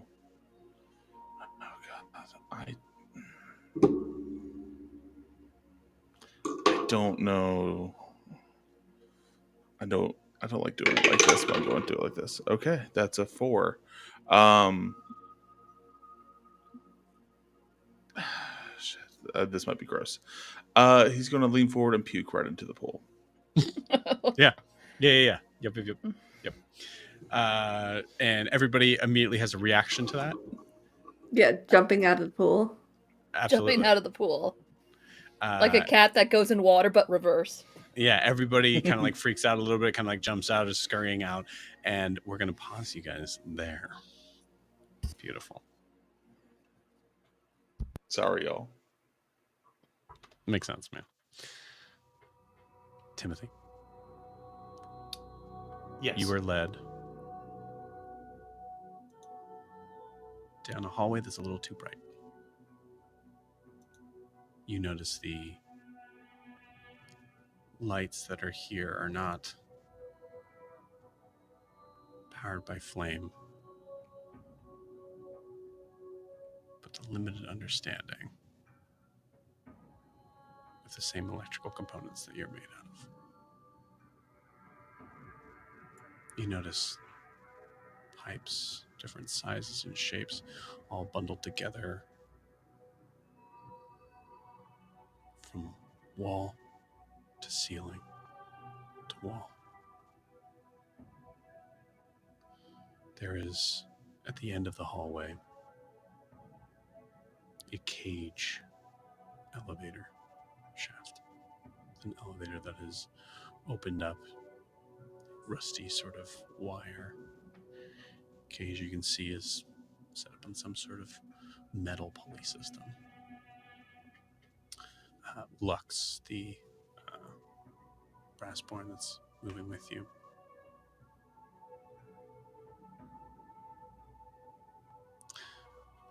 I must admit, I am also very excited. Would you mind if I joined you for this conversation? Assuming that she allows us. Please. Yeah, absolutely. You both enter the elevator. Great.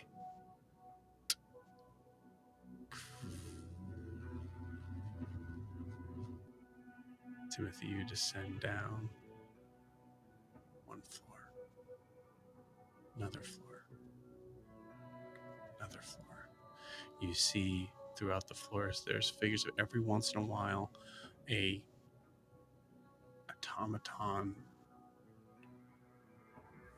showing Lux's basic shape. It's moving back and forth. Hallway. Hallway. Open conference type of room. Hallway. And then to the last floor. Ding. The gates open.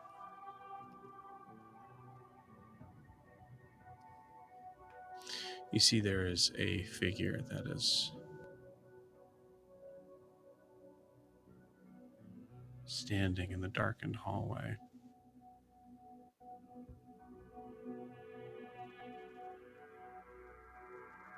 As a light comes on, you see this figure put goggles onto her face. It's an old woman who's walking up to you. White hair. Dusty clothes.